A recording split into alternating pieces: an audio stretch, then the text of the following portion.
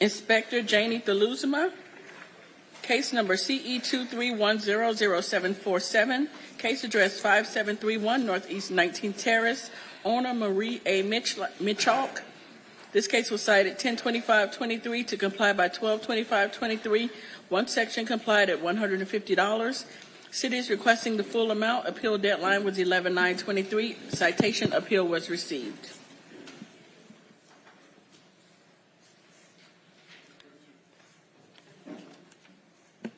Thank you. Good morning. Inspector Janie Theluzima with the City of Fort Lauderdale.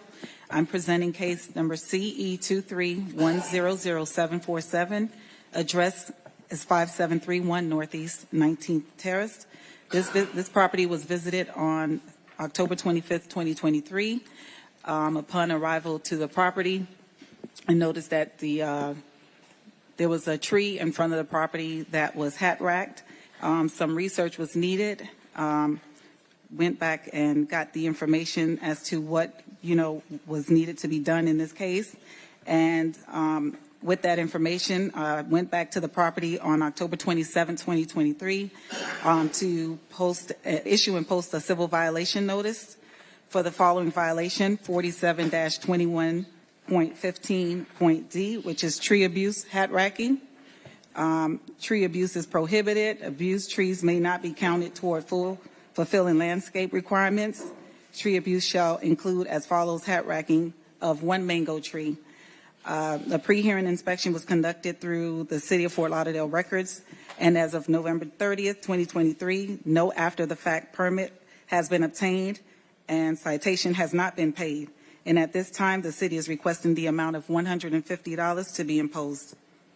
Good morning. Good morning, Special Magistrate. I believe it's not on, but Press the button on the bottom. at my age, I can't see very well, but Robert Bissonnet on behalf of the property owner. We stipulate to the presentation of the inspector what we disagree with, and the reason that this hearing was requested is in the civil notice violation. It indicates that the damage to the mango tree is irreversible and irreparable, and requests or requires my client to remove the tree. After that, my client engaged the services of a certified arborist who came out and inspected the tree. I have his report here. We also have photographs that were just taken within the last week, and it shows. May I approach? Yes, please.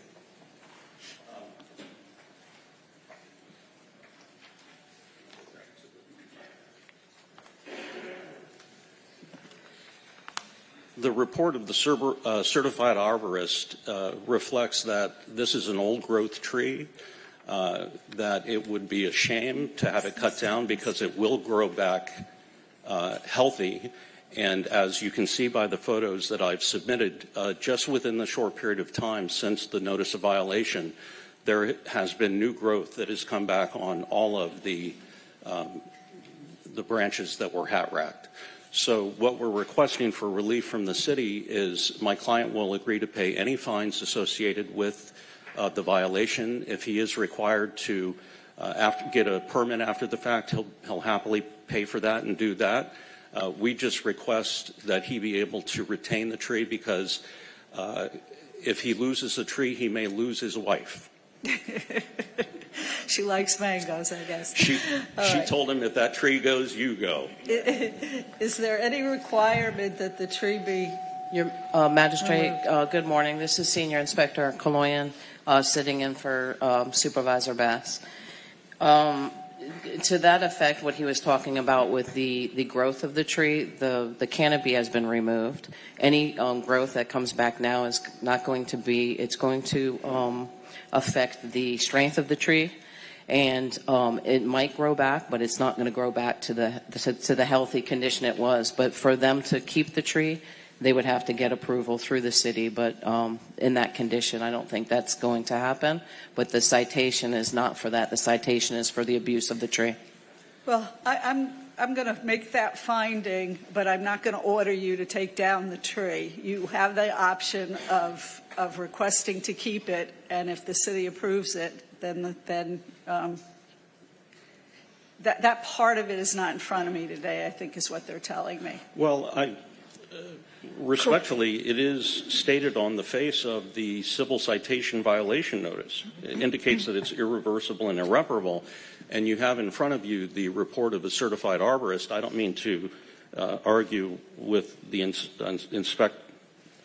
Kaloyan, but I don't know that she's a certified arborist. I think that this decision should be made based upon people that have the knowledge. Okay. And what that report indicates is that this tree will grow back. In fact, the certified arborist noted in his report that apparently the tree had been hat-racked once before. This was prior to my client's ownership of the property.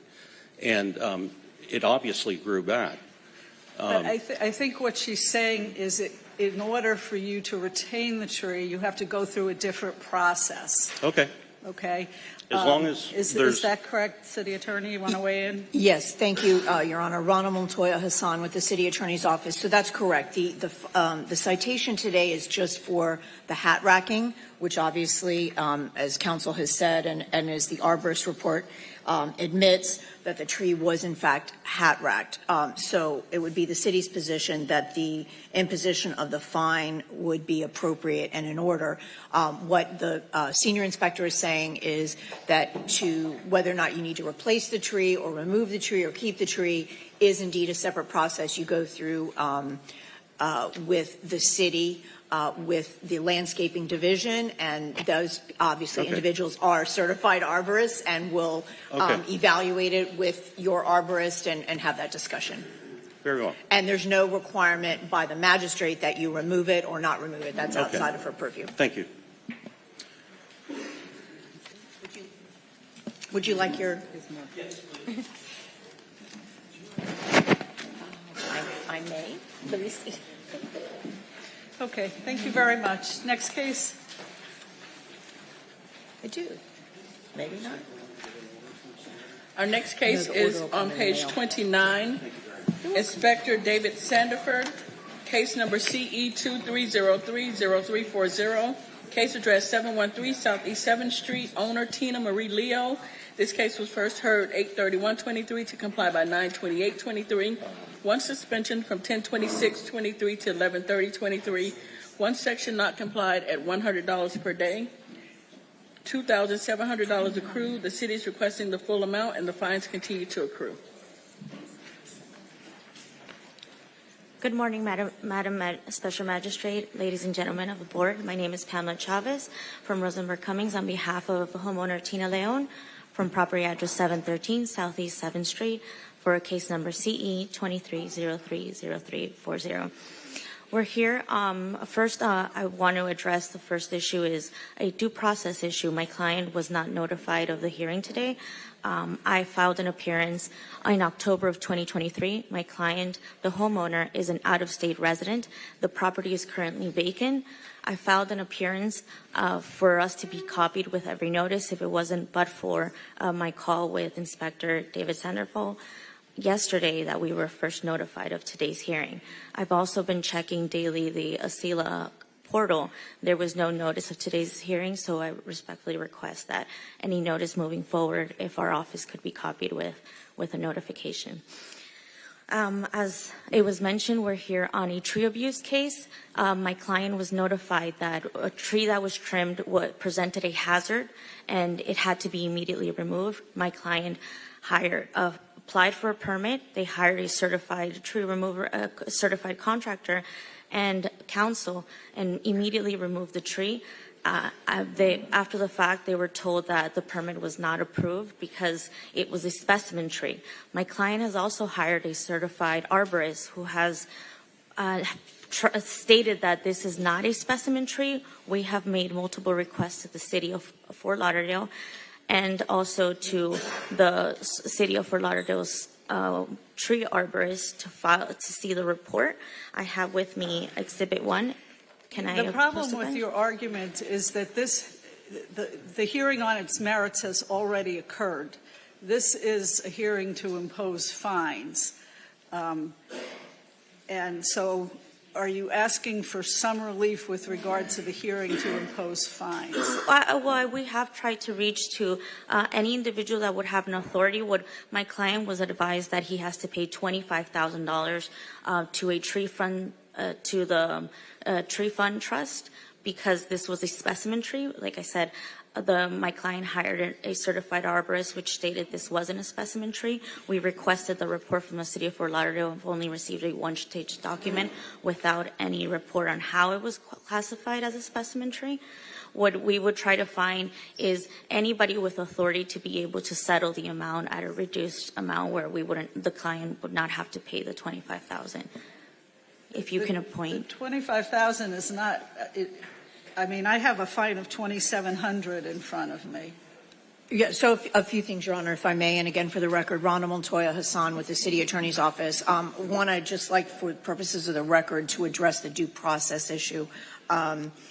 Certainly, and staff needs to note that you've asked for a courtesy notice, but as you may imagine, under 162 Florida statutes, the notice is required to go to the property owner. The property owner's mailing address, as currently listed as of today in BCPA, is actually not an out-of-state address. It's actually the property address, 713 Southeast 7th Street in Fort Lauderdale. So all the notices and the postings will continue to go to the property owner at the actual property. That's where we're legally required to send the notice. In terms of settlement, obviously the case certainly cannot be settled because it's not in compliance at this juncture.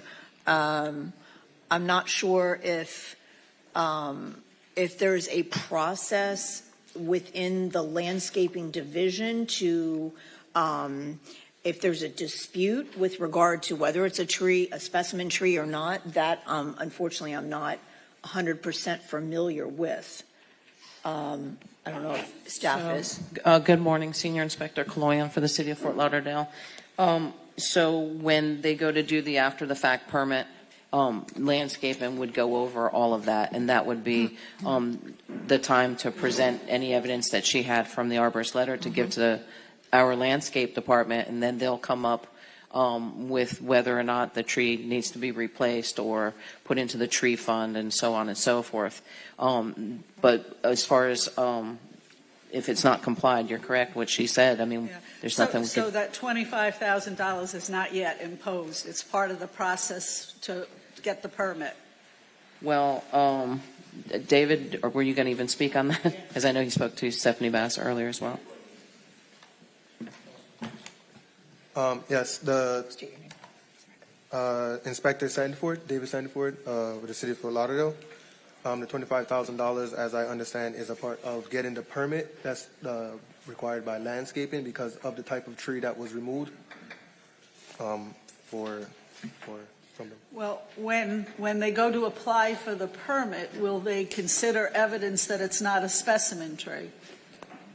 I cannot speak on the landscape process. I know that they applied for their permit on 10/9, and as of today, it says still says awaiting client reply. I guess landscaping gave them back information, and they're waiting for them to get back to landscaping. I have a suggestion, Your Honor. No. Perhaps we give an extension of 56 days? Yes, ma'am. And then perhaps I can also assist counsel in trying to find a process if there's a dispute with regard to that finding, how that process gets, continued. Okay. Because I'm not familiar with that. So the issue right now that's in front of me is the continuation of the fines, which are at $2,700 at this point. So what I'm going to do is I'm going to stay the fines. I'm going to give you 56 days to get with the city attorney and to discuss with landscaping what the process is in order to present evidence that it's not a specimen tree, or however you want to handle that. Perfect. Thank you, Special Magistrate. All right. Thank you very much. Thank you. Next case, also page 29, Inspector David Sandiford, Case number CE 2308-1091, case address 3070 Northeast 43rd Street, owner Omar M. Rashid. This case was cited 9/123 to comply by 9/123. One section complied at $150. The city is requesting the full amount. Appeal deadline was 9/16/23, and no appeal was received.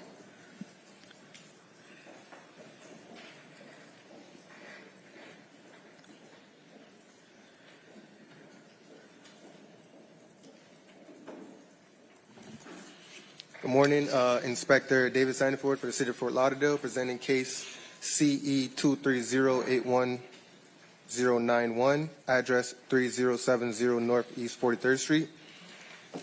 Property was first cited on September 1st, 2023 for the following violation: 47-21.15.A. It was an immediate fine of $150. Tree has been removed without a permit. Inspection report was posted to the property, and a copy was mailed to the owner listed in BCPA via first-class mail. A pre-hearing inspection was conducted on November 25th, 2023, and found that the following violation remains and the fine unpaid. No appeal has been received. The city is requesting the full amount. Okay. Please state your name. Omar Rashid, the owner. Okay, Mr. Rashid. Did you file an appeal in this case? I had reached out. So the way this whole thing evolved was that I filed for a permit to place a generator for my house during hurricane season. It actually wasn't us directly; it was the company that was doing it. They told us that the permit was being held up because of an issue about landscaping and some other plumbing issue. So I reached out to the city. They resolved the plumbing issue. I reached out to Mr. Livio, who did the inspection, and he said there was a problem with a tree missing. I contacted the city. I never dealt with this process before, the mayor's office, etc. I didn't understand why an issue in the front of the yard would affect placement of a generator. After going back and forth with multiple emails, they lifted the hold on the generator. It was able to get done during a hurricane season. Then I asked for clarification because if you look at the property there, and when I looked at the survey, et cetera, you can see that there's a fire hydrant and a water main in that area. And so I asked, what's the process so I can come into compliance with it? I sent multiple emails, had multiple phone calls about where to place it, what type of tree to plant there, et cetera, so I could be in compliance with it. And then when I got the notice of this hearing, I sent yet another email to them, called the different phone numbers, saying, look, I haven't been trying to dodge anything. I've been trying to come into compliance with it. I just haven't gotten appropriate guidance about what needs to be done, what's safe to be done. Because, again, I know nothing about trees or water mains, et cetera, and that's where, things have been. And I honestly and truly have been trying my best to come into compliance. I just haven't gotten an adequate response. Okay. The inspector probably can help you with the process from here, but having received a citation and not filing an appeal, the code doesn't give me any discretion but to enter the $150 fine. So I don't have any choice in that matter, but maybe you can meet with the inspector. Well, I spoke to him when he first came, because I spoke to Mr. Livio a couple days before, and then I happened to be in the street when the inspector came by, and I spoke to him about it, and I asked him, in general what the process was. No one mentioned, I don't know if that's my duty to look up how do I appeal. I didn't get a lawyer like some of these other folks. The citation itself, and this is for anybody who is here on a citation case that did not file an appeal, the citation itself tells you what to do to file, what the parameters are to file an appeal. But when I asked for clarification, it said I had to plant a tree. I said, well, what type of tree? The proximity to the fire hydrant. There's literally very minimal space between the fire hydrant and that where the fence is, plus the water. What do I plant there? Is it safe? Is it right to do it there? And when I was looking things up online, there was conflicting information, and so all these emails are going back and forth.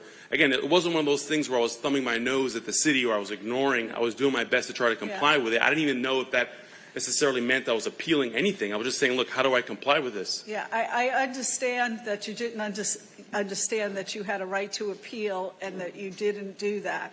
But is that really an appeal when you're saying, how do I comply? Please don't argue with me, and please don't talk while I'm speaking, okay? What I'm trying to tell you is once you do not file the appeal, the code does not give me any discretion but to impose the fine. Now, you seem somewhat confused about the process, and I will ask the inspector to give you some information and try to help you with that. But if a tree was removed without a permit, it was cited, and no appeal was filed, I have no choice but to impose the fine. And can I ask one last final question, ma'am? Sure. And this is just, again, maybe it's a reflection of my disappointment with this whole process. But even today, the notice said first come, first served to come here, and I was the second person to sign in, and I'm the third person to speak. So even today, when I'm trying to follow the rules of the city in your process, you guys aren't doing it. Well, I it's apologize a that you fact. feel that way. Second, third, you're being heard, so, I think it's due process. If you say so. Thank you very much. Anything else? All right, thank you. Next case, page 21, Inspector Gustavo Caracas, case number CE 23090376, case address 615 Southeast 7th Street, owner Rio Vista 112 LLC. This case was posted as a property 10/27/23, posted at 1 East Broward 11/16/23.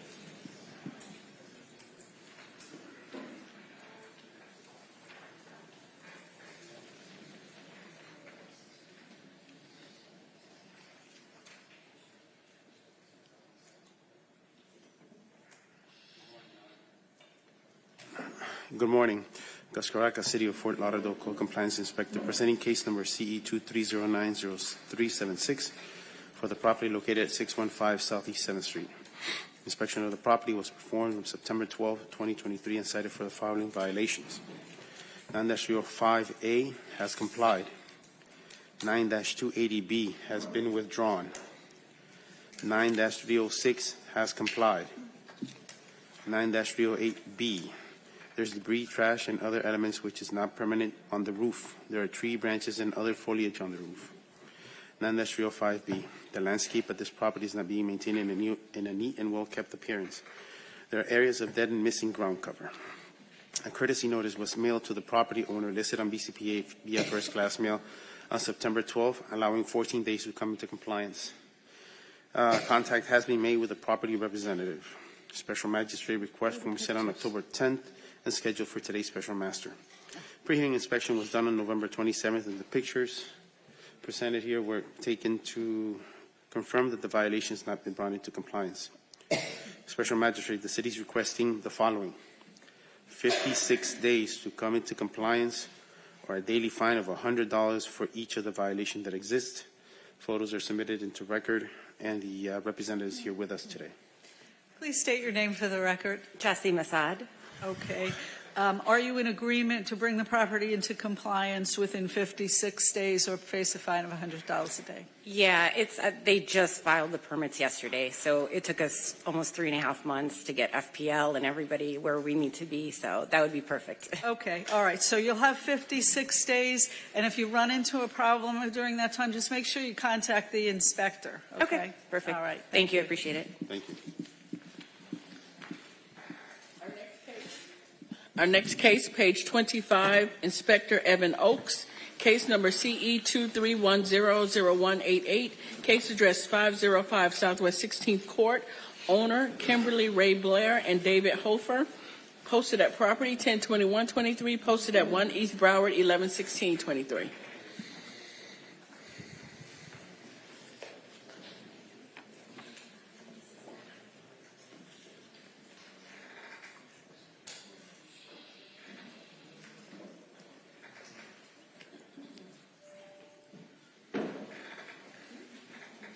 Good morning. Inspector Evan Oakes, City of Fort Lauderdale, Community Enhancement, presenting case CE 23100188, property address 505 Southwest 16th Court. This property was initially inspected on October 6, 2023, and the following violations were observed. 15-272A is complied. This property is being utilized as a vacation rental without the required certificate of compliance from the city. This is a recurring violation being presented as a finding of fact that a violation did exist. The previous case is CE 23070645. Okay, sir, please state your name for the record. David Hofer. Okay.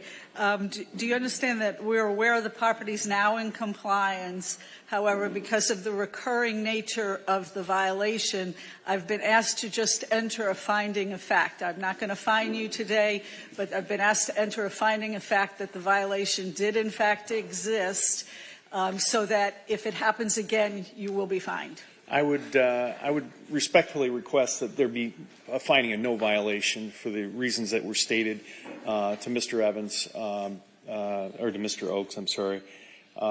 We had a property manager. We had gone down the path, and I can share this letter with you if I can approach the table, Sure. Madam Magistrate.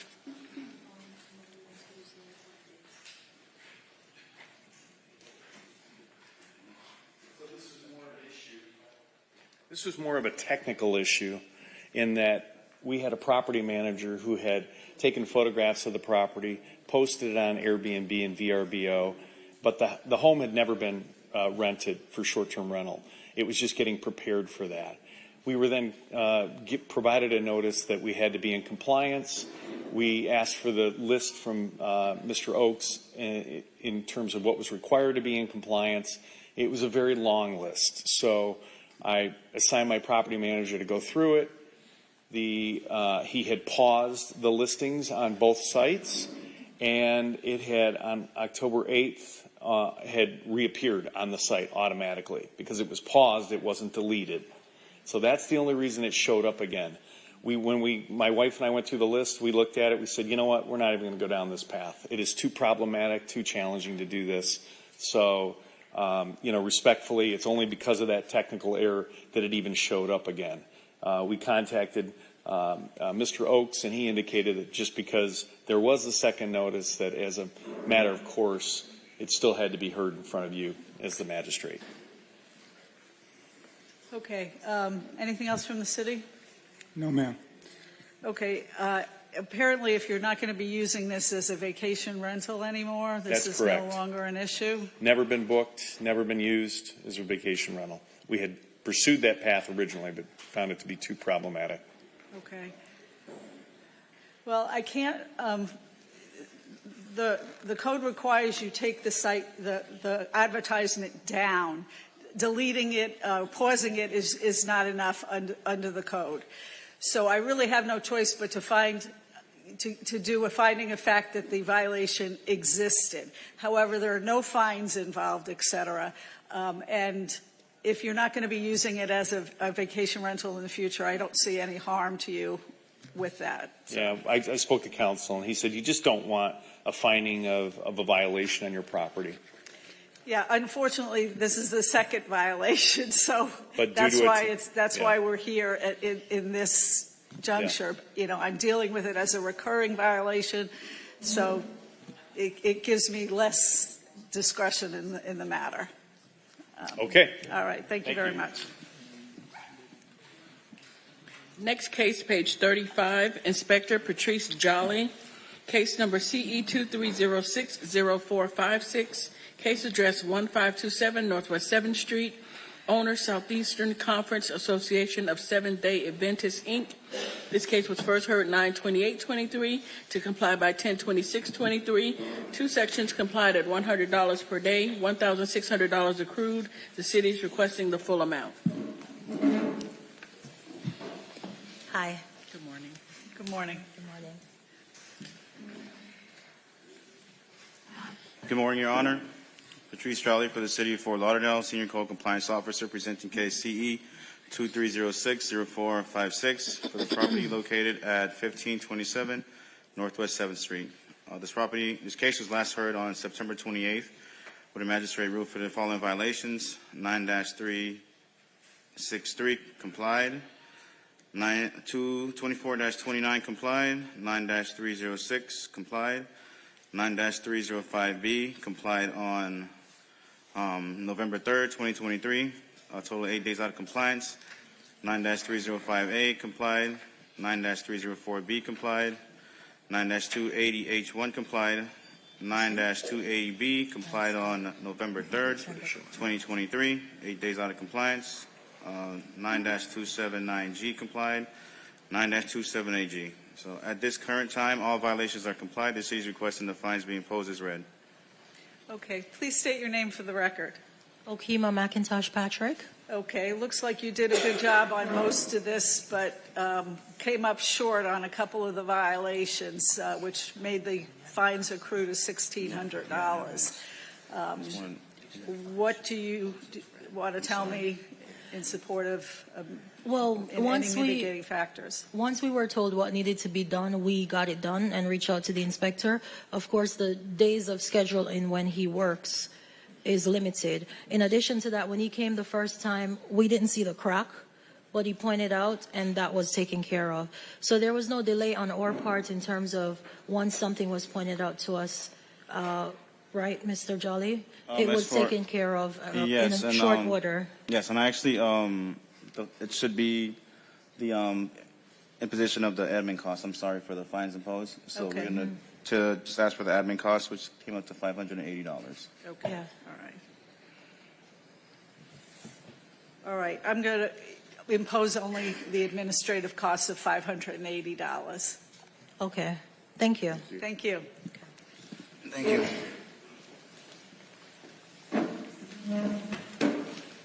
Our next case is on page 7.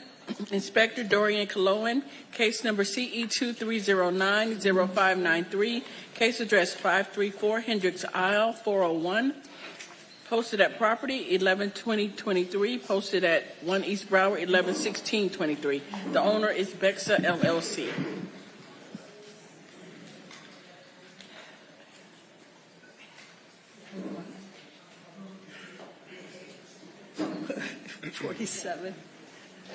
Page 7. 7 of 47. 7.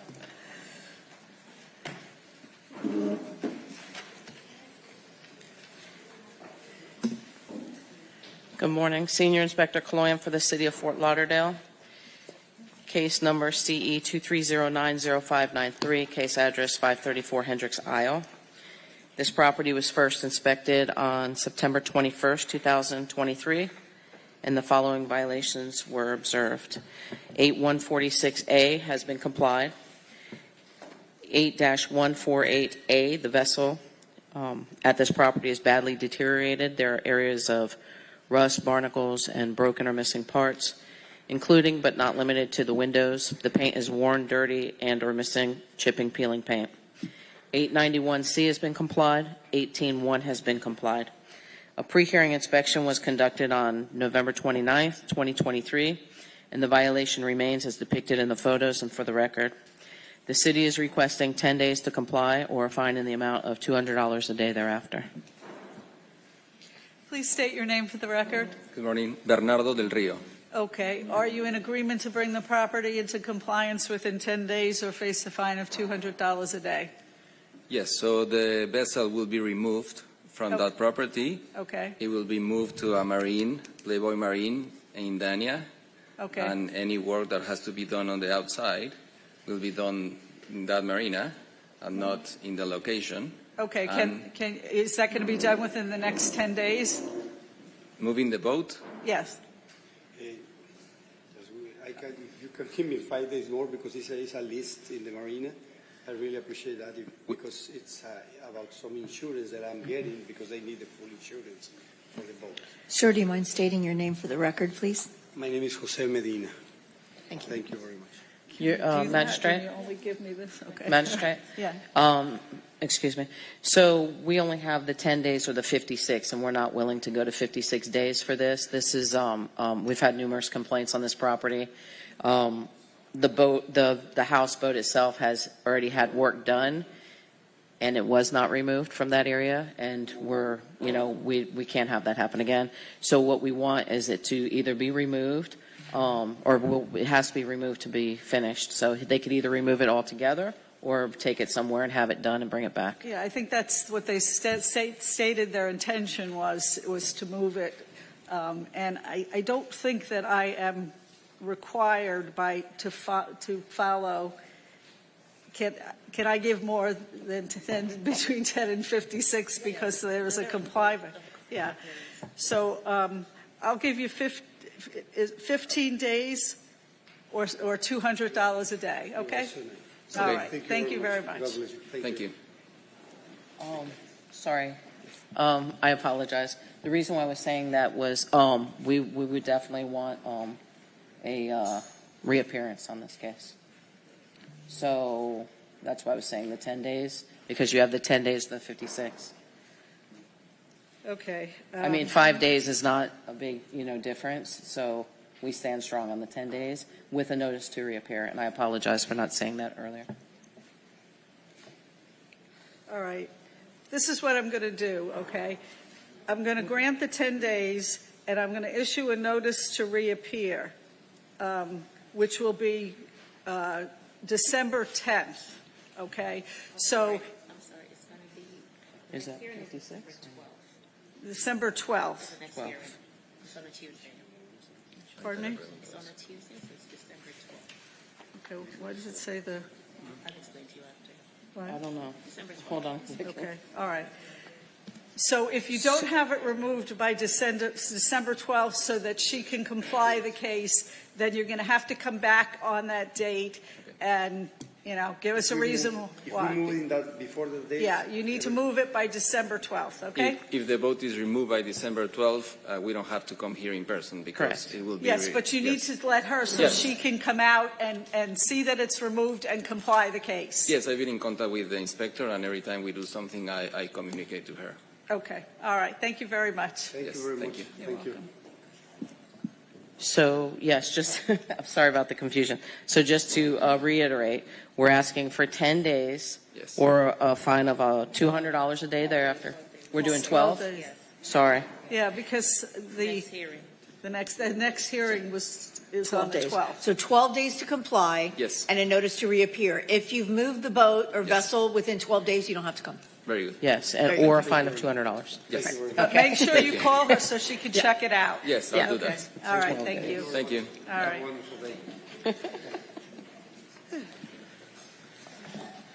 Next case, page 20, Inspector Gustavo Caracas, case number CE 23090638, case address 934 Northwest 4th Avenue, owner Bobby L. Walters, Jr., posted at property 92723, posted at 1 East Broward 111623.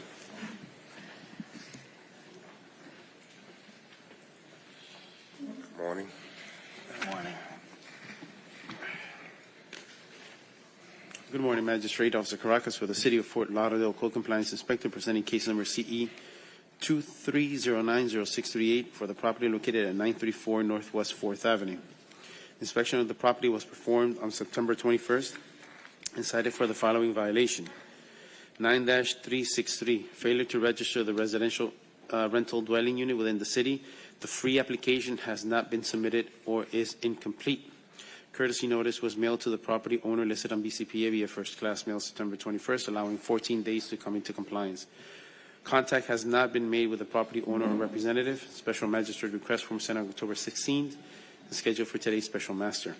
Pre-hearing inspection was done in Excella on November 27th, 2023, and basically we did not find any application, ma'am.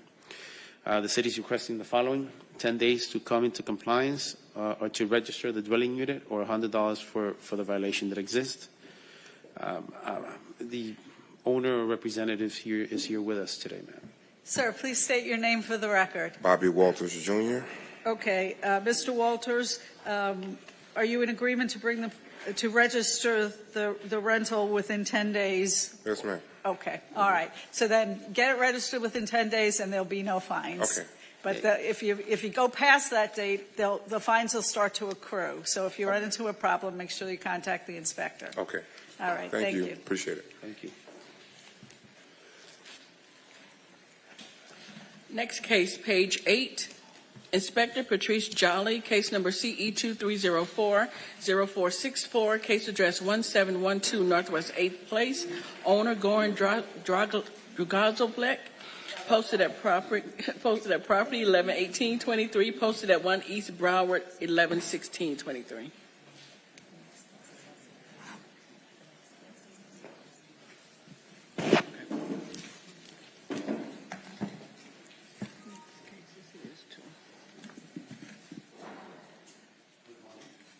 Good morning.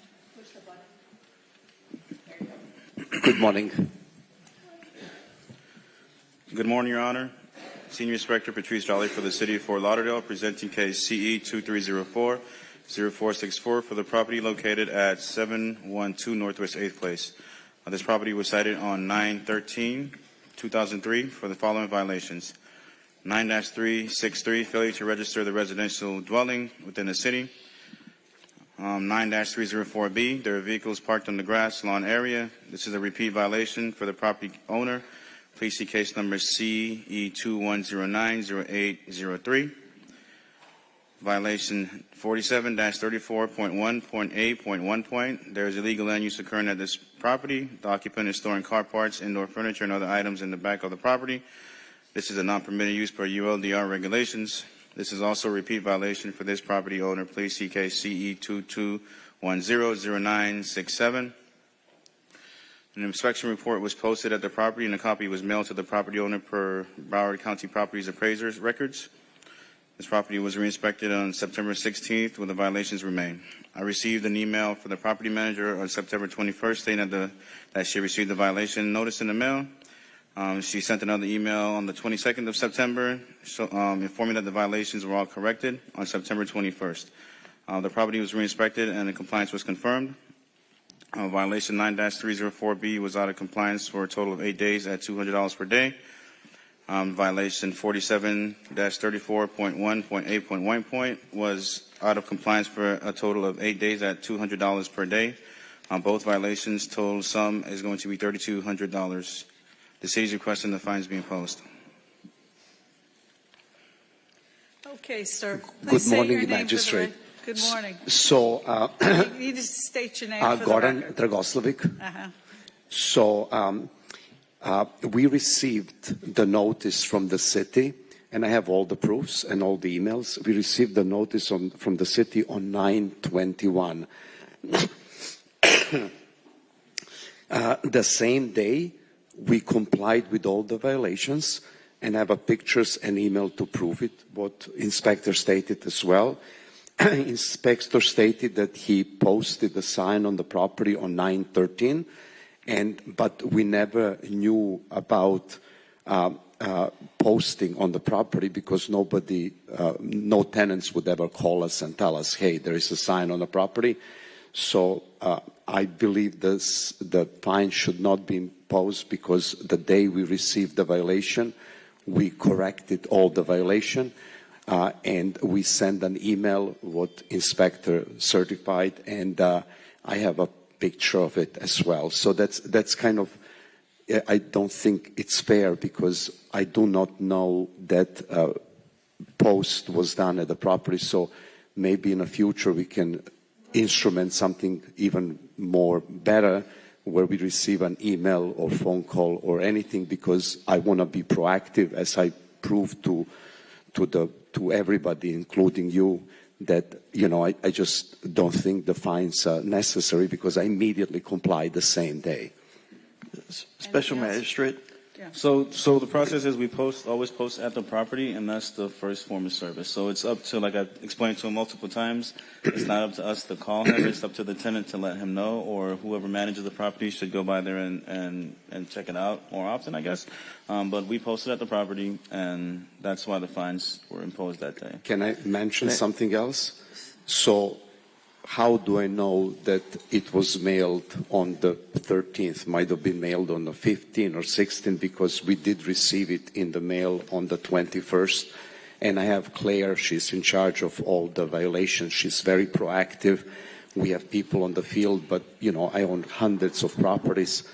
How would I be able physically to inspect all the properties same day? Well, we've been through this many times before, and ultimately you are the property owner and you're the one who is responsible. So if you own 100 properties, you have to have a system in place that they are checked regularly for notices of violation. You've had enough of these violations to know that they're posted on the property and they're also mailed. We have no control over how long it takes to mail, but those are the approved ways of delivering notice to the property owner. You've been here many times before and you know this. And so I cannot, just dispense with the fine because you didn't go to the property to check it till a week or two later. Can I just say something? We do inspect all the properties twice a month. I have a lady who... Twice a month doesn't seem to be enough because these are recurring violations, which means these violations have happened at this property in the past, and so you're on notice of the process and you're on notice of the fact that whatever system you have in place is insufficient in order to monitor your properties. I agree, Your Magistrate, everything you said, but I'm just trying to help us property owners and the city how difficult it is to send an email to us when we have so many properties and the law does not require us to send an email. It requires us to post it on the property and to mail it with the address that is listed with the property appraiser's office. Those are the two mechanisms provided by the law for us to, and they were complied with. I agree. I agree. The only thing is, can the fine start on the day that the mail is received? No, I'm sorry. I'm sorry. We've gone this route so many times before, and I'm imposing the full fine. Next case. Thank you, Your Honor. Thank you. Don't leave. You have another case. Next case, page 18, Inspector Gustavo Caracas, case number CE 2308-0200, case address 808 Northwest 3rd Avenue, owner Community 8 Properties, LLC, posted at property 102723, posted at 1 East Broward 111623.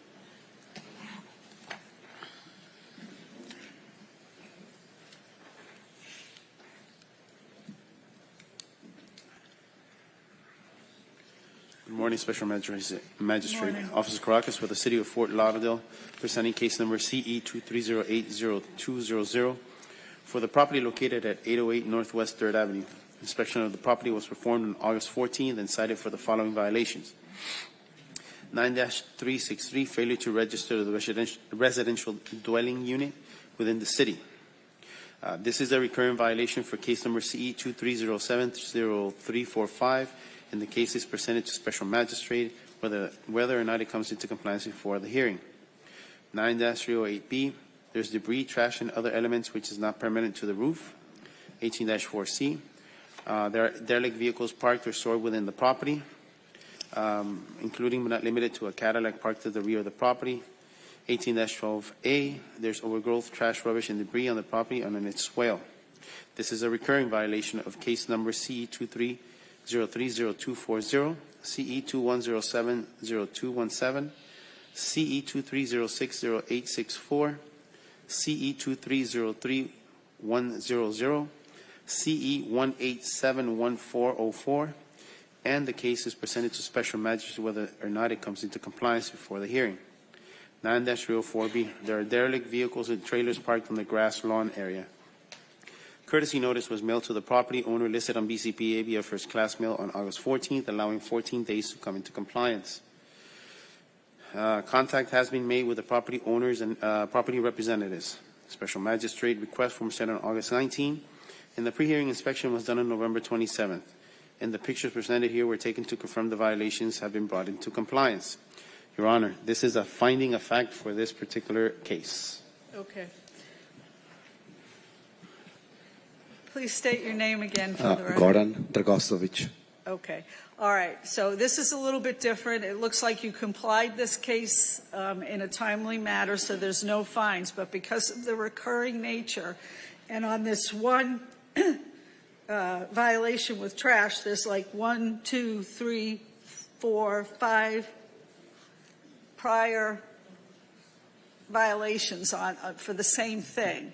So I'm just entering a finding of fact on this, but if it happens again, you will be fined. Thank you, Magistrate. Okay. Thank you. Thank you, Inspector.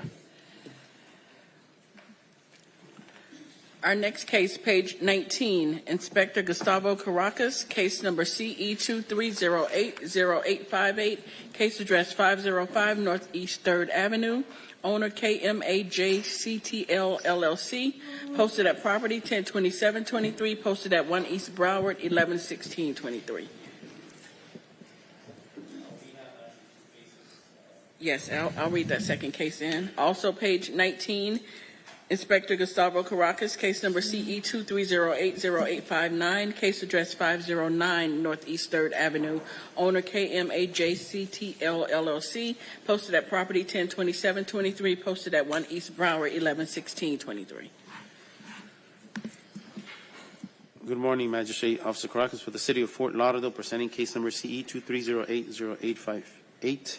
For the property located at 505 Northeast 3rd Avenue, inspection of the property was performed on August 24th and cited for the following violation: 9-05B. The landscape at this property is not being maintained in neat, well-kept appearance. There are areas that are dead and missing ground cover around the building. Courtesy notice was mailed to the property owner listed on BCPA via first-class mail on August 24th, allowing 30 days to come into compliance. Contact has been made with the property owner. A special magistrate request form sent on October 4th and scheduled for today's special master. Pre-hearing inspection was done on November 27th, and the pictures presented here were taken to confirm the violation has not been brought into compliance. The city is requesting the following: 56 days to come into compliance or a daily fine of $100 for the violation that exists. Photos submitted into record for evidence, and we have the owner's representative here with us. Good morning, Councilor. State your name for the record. Good morning. Andrew Shine here on behalf of the property owner. We're fine with 56 days. Okay, thanks so much. Thank you. One more. Officer Caracas for the City of Fort Lauderdale, compliance inspector, presenting case number CE 23080859 for the property located at 509 Northeast 3rd Avenue. Inspection of the property was performed on August 24th and cited for the following violation: 47-219M. Sections of the vacant lot has no lawn cover as required. This undeveloped parcel of land does not have living ground cover. There is exposed soil creating dust and soil erosion. 9-280H1 has complied. Courtesy notice was mailed to the property owner listed on BCPA via first-class mail on August 24th, allowing 30 days to come into compliance. Contact has been made with the property owner. Special magistrate request from sent on October 4th for today's special master, and pre-hearing inspection was done on November 27th, and the pictures presented here were taken to confirm the violation, 4721.9.M, has not been brought into compliance. The city is requesting the following: 56 days to come into compliance or a daily fine of $100 for the violation that is not in compliance. Photo submitted into record for evidence, and we have the owner's representative here with us today. Okay, again, Good morning. Good morning. Andrew Shine here on behalf of the property owner. Fine with 56 days. If this one we can do in order to reappear. This site is a redevelopment site. We're in for permitting for the building. So we're definitely not putting ground cover on there. I mean, they're going to be building a building on top of it. So 56 days, hopefully the permit gets issued within the next 56 days. If not, we'll need another extension. But it's currently in the city's hands, not ours. Okay, you'll reappear then on my January 25th docket. If needed. Yeah, okay. if needed. Perfect. All right, Thank you. Next case, page 34, Inspector Patrice Jolly, case number CE 23050290, case address 1106 Northwest 7th Street, numbers 1 through 4, owner Leventon Real Estate LLC. This case was first heard 9/28/23 to comply by 10/26/23. One section not complied at $100 per day, $3,500 accrued. One section complied at $100 per day, $800 accrued, for a total of $4,300. The city is requesting the full amount, and the fines continue to accrue.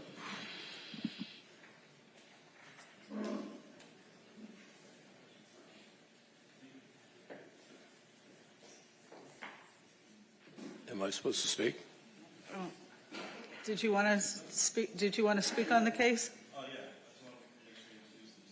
Oh, that's okay. Good morning, Your Honor. Senior Inspector Patrice Jolly for the City of Fort Lauderdale, presenting case CE. Hello? All right, I got it.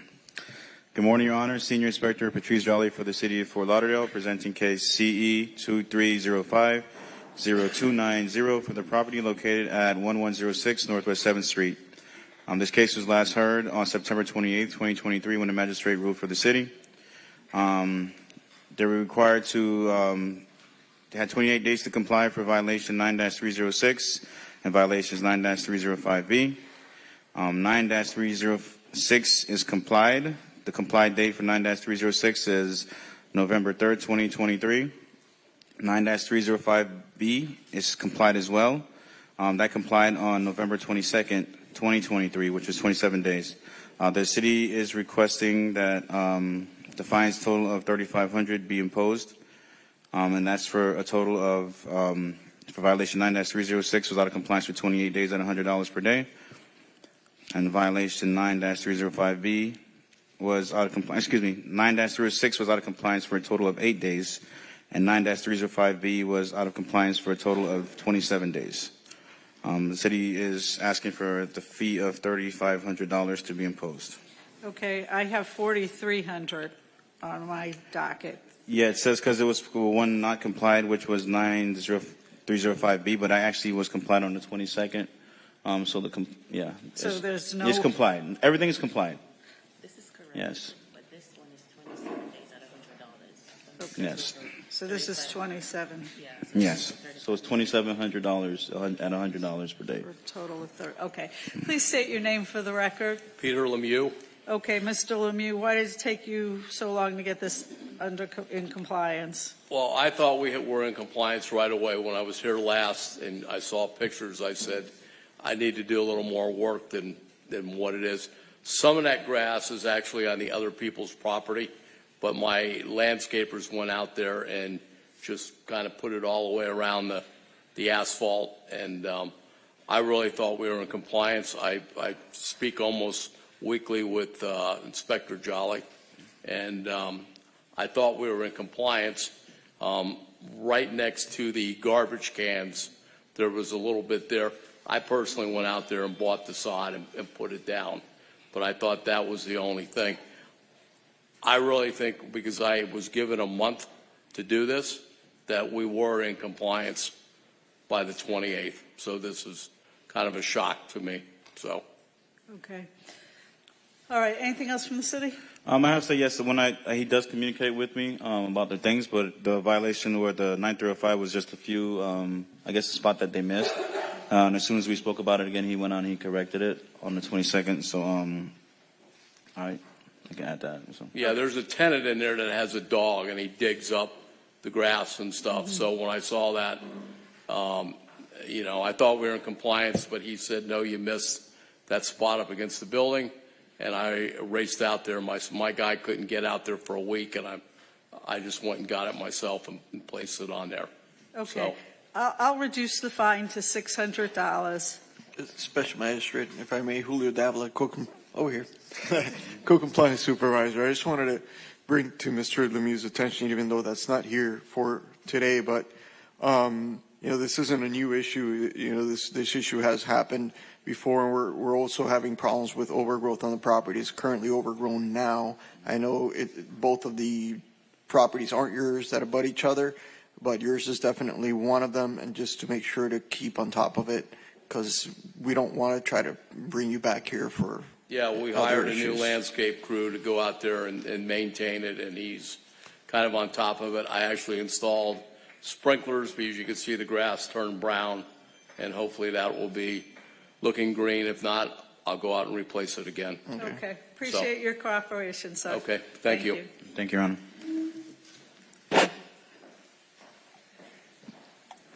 Our next case, page 24, Inspector Leonard Champagne, case number CE23100901, case address 2612 Northeast 32nd Avenue, owner 2612 Northeast 32nd Avenue, LLC, posted at property 11823, posted at 1 East Broward 111623. Good morning, Your Honor. Good morning. They're sworn in. What?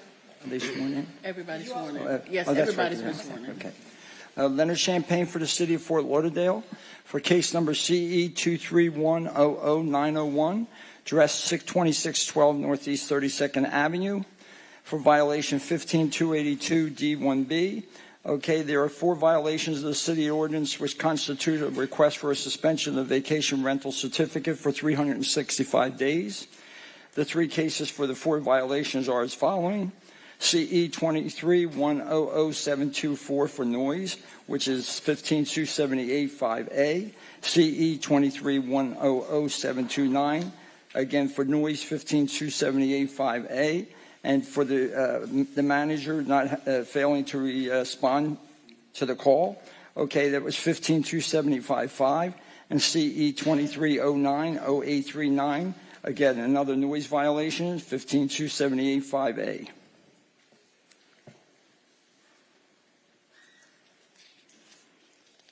Okay, this is 4 violations on this? That'd be for 3 cases, 4 violations, which would request the 365-day suspension.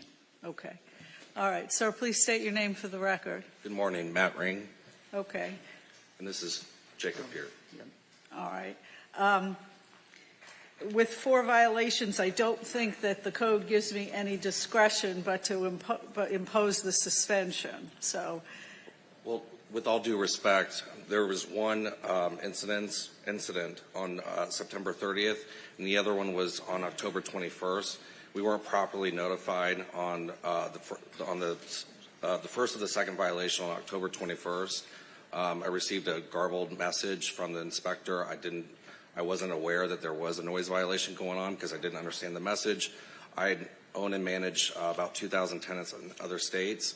And so I get a lot of phone calls, and so I don't answer unknown calls. So I wasn't aware of that noise violation, so I wasn't able to properly notify the tenant. And then later that evening, I actually received another phone call from an inspector. He did respond. He was available, and he did arrive within an hour. So with all due respect, there are a couple of violations that I don't think should be held accountable for this case. okay, anything I else? want to say, Your Honor, we had the 3 violations. If you notice on there, 2 of them closed on the first day when they came back on the 21st, and then we had all 3 of them. We had a noise violation. And I'll go, well, when you had the 30th and 21st, you've been told about noise 3 different times and 3 different occasions, 2 on the same day. You ignored it, came into compliance, and did it again. Okay, when it comes to the call, okay, I wasn't that inspector on that call, but the call's there, and I have the 3 citations that were also posted, and it says in there you must have somebody posted on your certificate that says you must respond exactly for this to within an hour of the call. Okay. Special Magistrate Julio Dalla, Code Compliance Supervisor. Just a reminder that we're not here today for those individual violations. Those have already been heard and found in violation. And we're really only here for the suspension. The time to disagree with those previous violations would have been at the prior hearings. Yeah, like I say, my hands are tied. The way the code reads, I have to suspend your license for 365 days. And just one more note. I mean, we do everything that we possibly can with our upfront messaging, and we don't have any other issues with our 3 other properties that we have. 2 of them in the city of Fort Lauderdale, we don't have any violations, as well as our other property. Unfortunately, our next door neighbor is very unpleased with us, but lack of communication. It's impossible for me to manage 24/7 at the property. I don't live there, so I apologize that I did not appeal this prior. But I guess the decision has been made. Yeah, and do you have anybody staying in the place now? No, I don't believe so. Okay. Your Honor, I believe there's someone from the public that wishes to be heard, if you don't mind. Okay, all right. Or people. Hello, good morning, Your Honor. Anna Stolyarova, adjacent neighbor to the property. Just because there's 4 violations on the 4th that happened in the past since the new, calendar fiscal year happened for the registration, this property is a nuisance. There's something going on there all the time, and sometimes they don't even get cited because by the time a code enforcer comes out, it's already too late. Right. It's the advertising for this house is a party house. If you look at the listing on Airbnb, on their personal website for new property wave management, it's represented as a venue. It's not represented as a place you come and rest and enjoy yourself quietly. in our neighborhood. Exactly. It's a neighborhood where a lot of kids live. I mean, Yeah. I have 4 children living in my house that are all minors. I've had to explain a lot of numerous things that a mother shouldn't have to explain to her kids. It's literally, I appreciate your ruling on this, and I'm very happy that you're firm on it, but it's made our lives hell. Mentally Okay. draining. I hear you loud and clear, and Thank it's you. not going to be going on at least for the next 365 days. Thank you very much. We appreciate it. Thank you. All right. Which, Your Honor, And which- effective immediately. Thank you.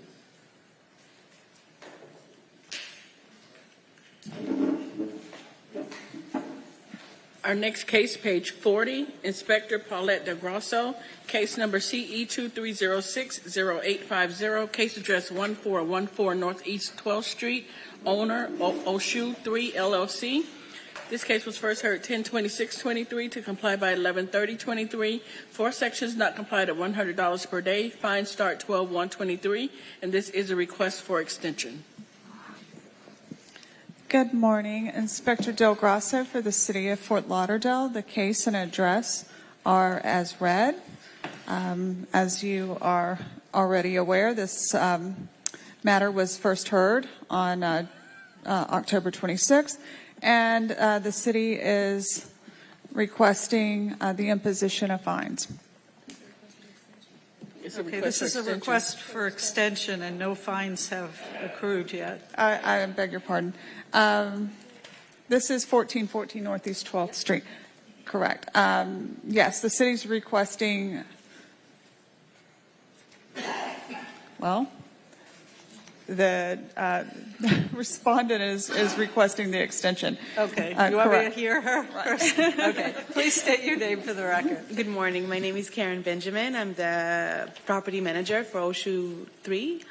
And I'm so sorry. I just started. I've been a realtor for a long time. And this specific client, I have helped him to do, I do the management for him because he had his properties in receivership for a long time, and I just was helping him to recoup everything. So I am new to this, and I'm apologizing to Paulette for maybe a lack of communication throughout the process. When Paulette addressed me with those concerns from the tenants, I explained to her the situation and the history that occurred with this tenant, and I explained to her that I have, in order to fix the cast iron pipes in the property, we have to open permits and do everything as required by law. And I was trying to find a way to do it with the tenants still in place, and when we realized that it's going to be challenging, we gave them the option either to move out or to stay with the way the situation is. They chose to move out. Once they move out, we hired a contractor. It took a little bit longer than expected. How much time do you need? 60 days. 56 days, it's enough. Okay. We're about to finish there, honestly. Okay. Any objection from the city for 56 days? Yes, Your Honor, and I do apologize for not being clear. When I spoke with Supervisor Bass yesterday, the fines were to start tomorrow, December 12th. We're not in agreement with a 56-day extension because the permit was applied for on August 28th. The issues that should be complied would not have taken this long. But she is stating something about cast iron pipes. Obviously, perhaps there is more to it than meets the eye. So my apologies. The fence already was fixed. The fence was fixed. I'm trying to remember. I'm sorry, I don't have it in front of me. The property was already termite tented way before.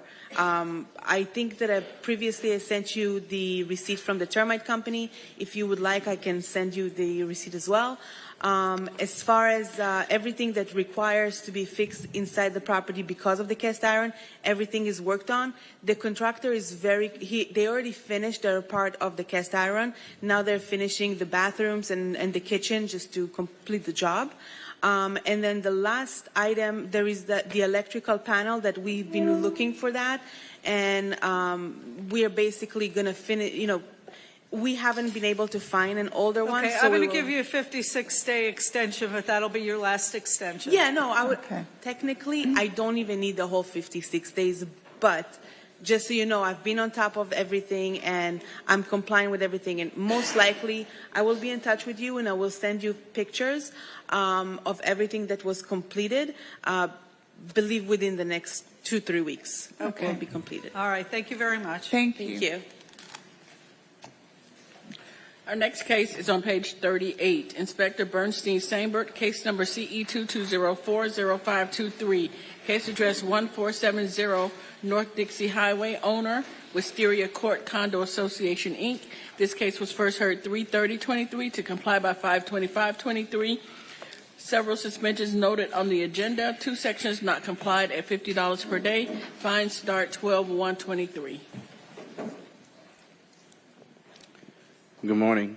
City of Fort Lauderdale, Senior Inspector Bernstein Sambert. Case number CE 22040523, property address 1470 North Dixie Highway.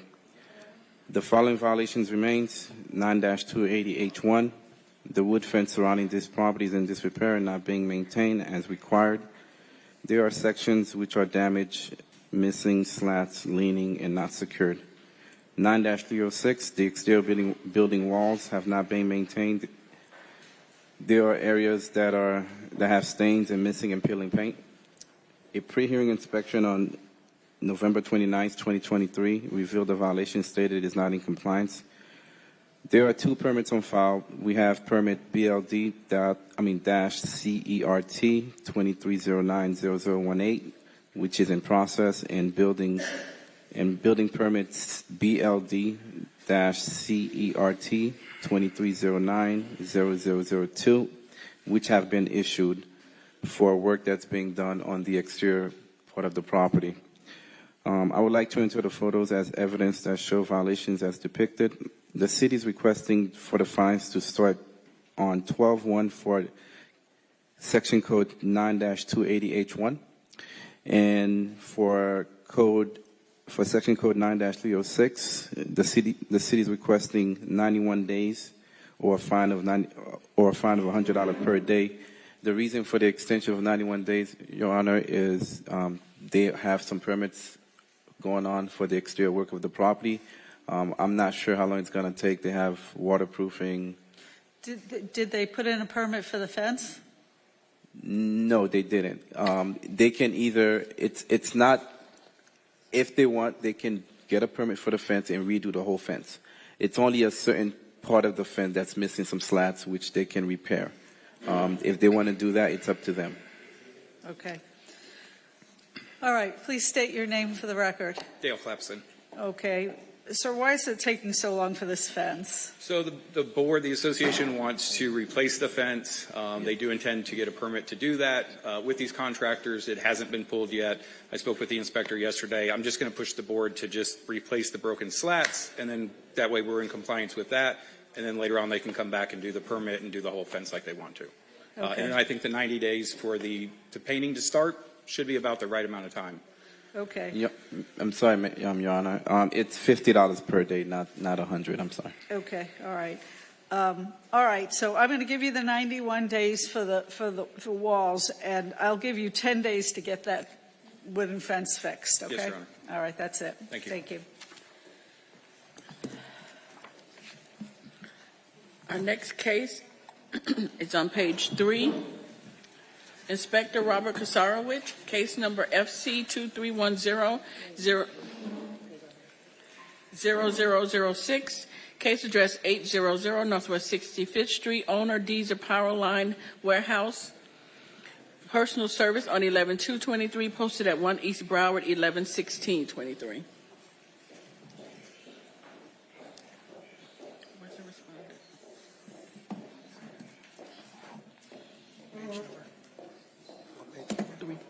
Page 3.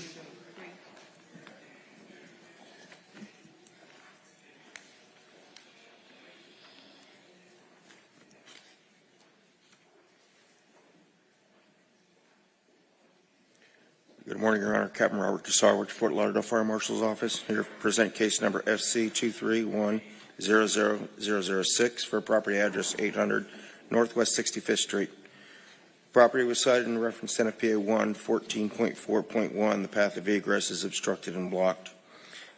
NFPA 1 13.6.2.1, the fire extinguisher is not provided in accordance with the code. That is complied. NFPA 1 13.6.4.3.2.1, the fire extinguishers have not been serviced or tagged by a certified person or company within the past 12 months. That violation is also complied. NFPA 25 13.6.2.1, we're going to withdraw that violation. Okay. NFPA 1 4.5.8.6, the fire alarm system has not been tested, inspected, or tagged in accordance with the code. And NFPA 1 13.3.1.1, the fire sprinkler system is in need of service. I see we have a respondent here, so let's hear from them. Okay. Please state your name for the record. My name is Andrea Norman. I work for Desert Power Line. I work for the corporate offices. This was given to me yesterday. I got the power of attorney at about 5:05 p.m. We have a tenant in this building, and the tenant has been going through their lease negotiations. During the negotiation period with our leasing team, they've told the leasing team that they were taking care of all these violations. It was given to me yesterday that, oh no, they didn't actually take care of all the violations, which is why I'm here unprepared in front of you today. And I'm happy to show you the email from my company with the time on it. I'll take your word for it. So I would just respectfully ask if you give me 30 days to get the fire alarm done and to get any outstanding violations that may need to be done. I would really like to be able to comply, and I apologize that I'm not better prepared. Okay. Being the fact that I guess our next hearing is going to be either in 10 days, which I don't think is going to be sufficient enough time, 56 days. The 56 days is where it rolls over to after that. That should allow her, with her testimony of 30 days in order to bring these into compliance. I think maybe with better communication with property management now, we could have it come into compliance. 401 Northeast 16th Terrace, owner Diana Anderson. This case was cited 9/22/23 to comply by 11/22/23. One section complied at $150 per day. The city is requesting the full amount. Appeal deadline was 8/26/23, and a citation appeal was received. Research was needed upon arrival. Information was obtained from the City of Fort Lauderdale arborist Kelly Schaefer in regards to the tree that was removed. And upon receiving that information, I went back to the property on September 22nd, 23, and cited the property. Sorry, just the one time. I'm a very first-time homeowner. I've never had any type of citations. Our tree got damaged. It got hit by lightning, and I was really scared that it was going to fall and hit the roof of my house. We already had flooding damage that came in, and we're spending a lot of money just on floors, and we just redid the roof, and I was just scared it was going to fall on the roof and on my car, so I didn't know I needed a permit. And then we applied for the appeal, and I wasn't sure I had to apply for the permit then, so I do apologize for that. I'm sorry. She does have to apply for an after-the-fact permit, right? Okay. How do I pay that? Is it like... You'll get an order in the mail. Okay. Thank you so much. Special Magistrate, over here. Senior Inspector Kaloyan, she can't pay the fine until the after-the-fact permit is completed. So she has to do that, and they'll go ahead and mitigate whatever, either putting into the tree fund or getting another tree or whatever. That'll be through landscape, and once that's done, then they'll accept the payment. Okay. All right. You'll have to go through that process. Make sure you tell them the tree was hit by lightning, et cetera. Okay? Okay. All right. Good luck to you. Thank you. All right. From Kelly Schaefer, and there was some requirements that needed to be made, which was there would be some trees that need to be replaced. I can sit with you, or you can give me a call, or I can contact you and let you know, or you can get that information from the arborist through the city as far as landscaping. And once we get that information, and we can appeal that too and come back here again? No, this was your appeal. Okay. Okay? And I gave you a break on the fine, but you still have to go through the process, okay? All right. Thank you very much. Thank you. Our next case, page 41, Inspector David Sandiford, case number CE23030547, case address 2218 Northeast 17th Court, owner Raymond Castillo and Carol Castillo. This case was first heard 9/28/23 to comply by 11/30/23. Two sections not complied at $100 per day. Fines start 12/1/23, and this is in order to reappear.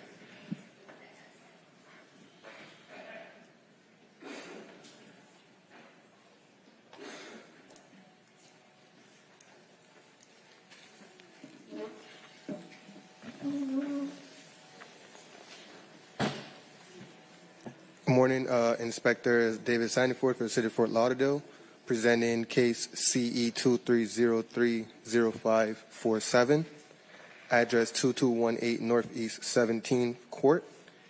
Case was originally presented to Special Magistrate on September 28th, 2023, to comply by November 30th, 2023. The following violations were cited: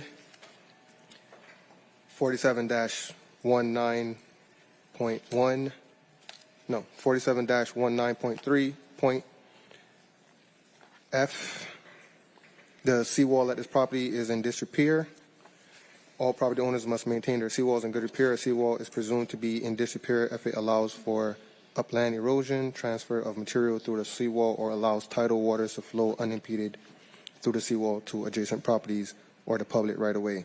The seawall has cracks and appears to have been repaired with sand, and parts of the seawall is leaning and not in a stable condition. And 8-9.1.c, there's a mooring structure in disrepair at the rear of the property. In this condition, it is found to be unsafe and in unsatisfactory condition. The dock boards are lifting from the seawall, and there are missing pieces of the wood. As all violations have not complied, on behalf of the property owner, Mr. Raymond and Carol Costello, at 2218 Northeast 17th Court. Your Honor, at our last hearing on, I believe it was September 28th, it was advised that so long as we began the process of getting permits for the dock and the seawall, we would be in compliance. Yeah, give me a status of all that. We actually have a proposal which was signed by my client on June 26, 2023. I had made mention of that, I believe, back on the hearing of 9/28/2023. I just didn't have it. I have it with me today. I can present it to the court today if I may approach. What is that? I'm sorry. It's a proposal that was signed and agreed to and paid for by my client to a company named by the name Southeast Marine Construction to begin gathering the permits and to do the work to repair the seawall and the dock and everything. And when was that contract entered into? June 26, 2023. Okay, so I'm confused. Why isn't there more progress on the property? It's my understanding that the permits take approximately a year to get in order to commence the repairs. So the permits have been applied for, from my understanding, pursuant to the contract. So because when were the permits applied for? Well, the agreement was signed on June 26th. I believe they were applied for soon after, and just in the process of being applied for. But I have all the documentation here if you need it. Do we have permits on this? Your Magistrate, Senior Inspector Kaloyan, did he give us that paperwork? No, it was a Zoom hearing last time. I didn't have the paperwork at that time, but it was advised that coming today to provide the paperwork if we had it, and I do have a copy for the court. Okay. Do you want to yes. see the paperwork? Well, if he's going to present it and then just make sure that the inspector gets it. So the seawalls, they have 60 days to initiate the process and then 365 days to complete it once they start that process. I don't mean to interrupt you. By initiating the process, is that beginning the work after the permits, or is it? That means applying for the permit. So we'd need like permit numbers in order to give you any additional time. So, I mean, well, the case was open in March, correct? Yes. Yes. So if he has paperwork from June, that's already past the 60 days, and the 365 days would start from the date of the violation, not from the date that he gives us that paperwork. Well, the paperwork is just the agreement that they sign with the contractor. So at this point, Right. 5 months later, it doesn't really matter. We need the permit. If you're representing that they've applied for permits, yes, we all recognize that it definitely is a process and takes, some time with various agencies to get that permit. But yeah, it would be important probably to have that info. No, of course. It was just my understanding that we needed the signed contract today coming in and to show that we were in the process of getting the actual permits itself. Not necessarily, I believe that it's believed that they were also applied for.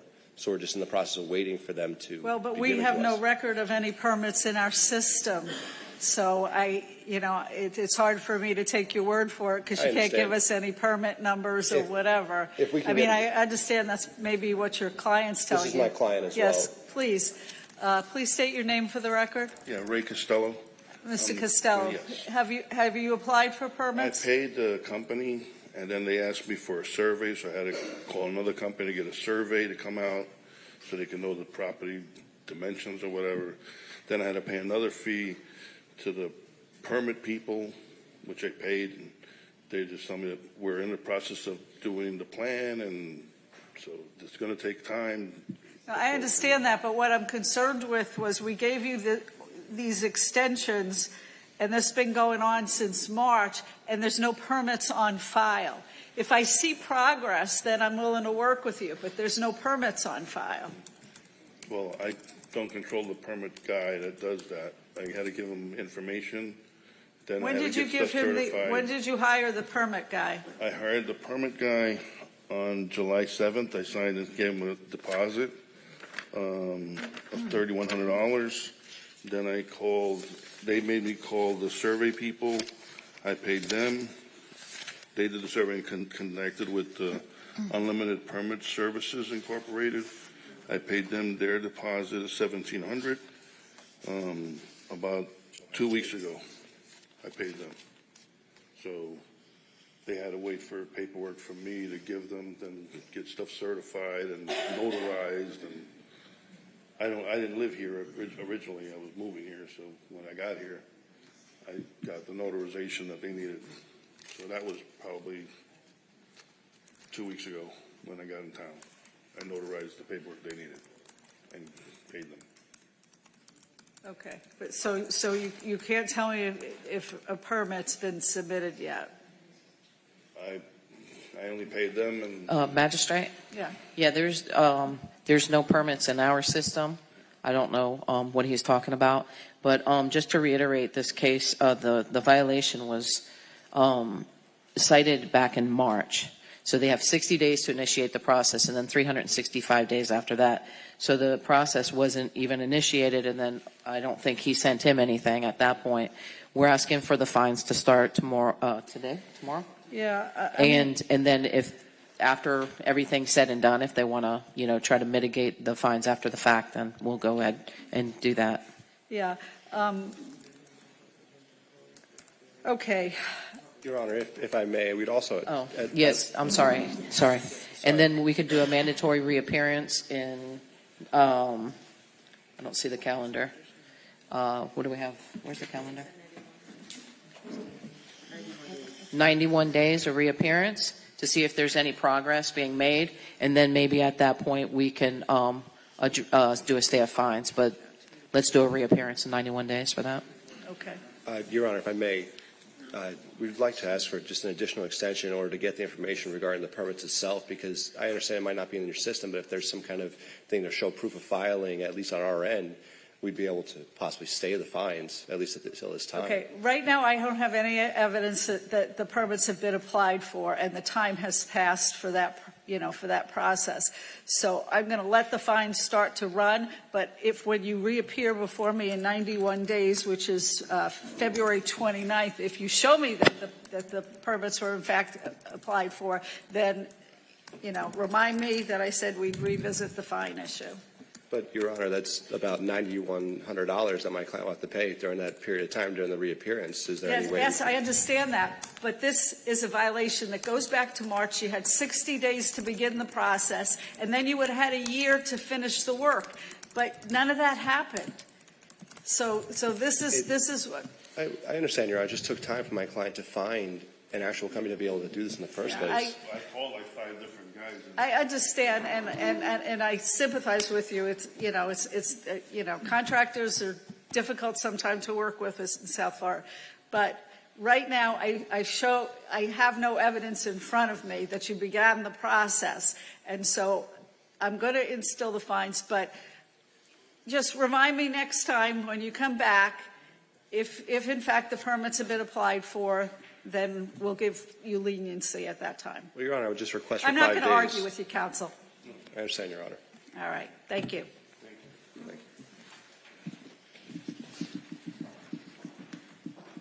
Next case, page 37. Inspector Robert Kasarowicz, case number FC 2306-0015, case address 17 South Fort Lauderdale Beach Boulevard, owner Thor Gallery at Beach Place LLC, in care of Ryan LLC. This case was first heard 8/31/23 to comply by 11/30/23. 6 sections not complied at $250 per day. Fines start 12/1/23, and this is in order to reappear. Good morning, Your Honor. Captain Robert Kasarowicz, Fort Lauderdale Fire Marshal's Office. Here to present case FC 2306-0015 for the property address 17 South Fort Lauderdale Beach Boulevard. We do have a couple violations that have been corrected, in particular at the end of the agenda there, NFPA 113.3.1, that is listed as complied. And also for the record, I'd like to update the fact that the violation of F-111.1.3, that actually is withdrawn, not listed as complied, because that violation is currently running with fines on it on case FC 23-009-0010. The other violations currently do exist. However, I have received an email as of yesterday late that they gave me a list of violations that they say they're in compliance with. We had a meeting out there on Wednesday. No, Tuesday. It was on Tuesday. And if they've actually been able to whittle this list down since Tuesday, Okay. then it looks like they have new property management that's on site that's taken over the property management for the ownership of the property. And it seems like maybe we might have their attention, but since they're here, let's hear from the respondents and where they want to go with this. All right. Please state your name. Thank you, Your Honor. Stephen Tilbrook with Ackerman and Blake Strands with Stiles Property Management. I'm the property manager. Okay. Thank you. So we appreciate your consideration. We've been working with Captain Kasarowicz and the city for some time on this. It's been going on for a while. We know that the last extension has expired. We have made progress on a few of the items. We did achieve compliance, we believe, on 3 of the items yesterday. We're waiting for an inspection to take place on that for 4 of the items. So we are there are a few items that are going to take some additional time. We would appreciate your consideration, the city's consideration, at least for 30 until the next 30 days to bring a new inspection out there for compliance on this matter. Okay. Do you have any questions for them? No, but I would like to add, I guess, that I understand that if the other violations have come into compliance, that there are 2 other violations on there, particularly with the sprinkler system and the fire alarm system. Yeah. I don't know if you remember this case, but there's extensive damage. The fire alarm system is going to require replacement. There's a permit that, and I haven't checked the permit status, has that been obtained yet, or is it still in the application process? I was told it was issued on Tuesday, that the permit was issued on Tuesday. It was issued on Tuesday? That's what I was told. Okay. All right, so that the vendor they're told moving forward with new property management, but because these are reoccurring violations that we've had with the property for a number of cases and years, it's hard for me to stand behind time extensions that are on this. Looking that we have The 12 days. the 10 days Or the 12 days. It's actually or the 56 days to come, for a time extension on it. I'd like to see a mandatory I can order order for something in reappearance. between. I just can't order them to reappear in Right. between. So I'd like to at least put an order for reappearance if you do grant any time extension for them. That way we can make sure that progress is going along and that we don't get time extensions that continue to go for periods of time with no progress. okay. Anything else? Yeah, I don't want to get in the weeds here, but I would just tell you that since we've taken over, we do have a contract signed for fire inspection and to get a scope of work developed. The sprinkler system is going to require extensive replacement. That's not going to be 56 days. The smoke evacuation system we're in progress on. I know that's a separate case number. Inspection happening next week, and we're going to take care of the mechanical side, but then that all ties into the alarm permitting process. The permit's been issued, but the entire process to reprogram the whole system, split the two systems between the Marriott Towers and the Beach Place property, it's going to take months. I mean, we're not talking about 56 days. We're not talking about 6 months. We're probably talking about another year of time before this is fully completed, but we are making progress. Okay. I think 56 days to reappear we would appreciate that. Okay. All right. Okay, I'm going to issue an order to reappear in 56 days. That's my order. Thank you, Your Honor. Okay, thank you. All right, and if you would like a reinspection today, I could meet you at the property. I'll head there. We'll stop fines as soon as you say that you're in compliance. Yeah, Be there to. Those 4 items, we can check them today. All right, thank you. Great, thank you. Thank you. Thank you. We'll take a brief 5-minute break at this time.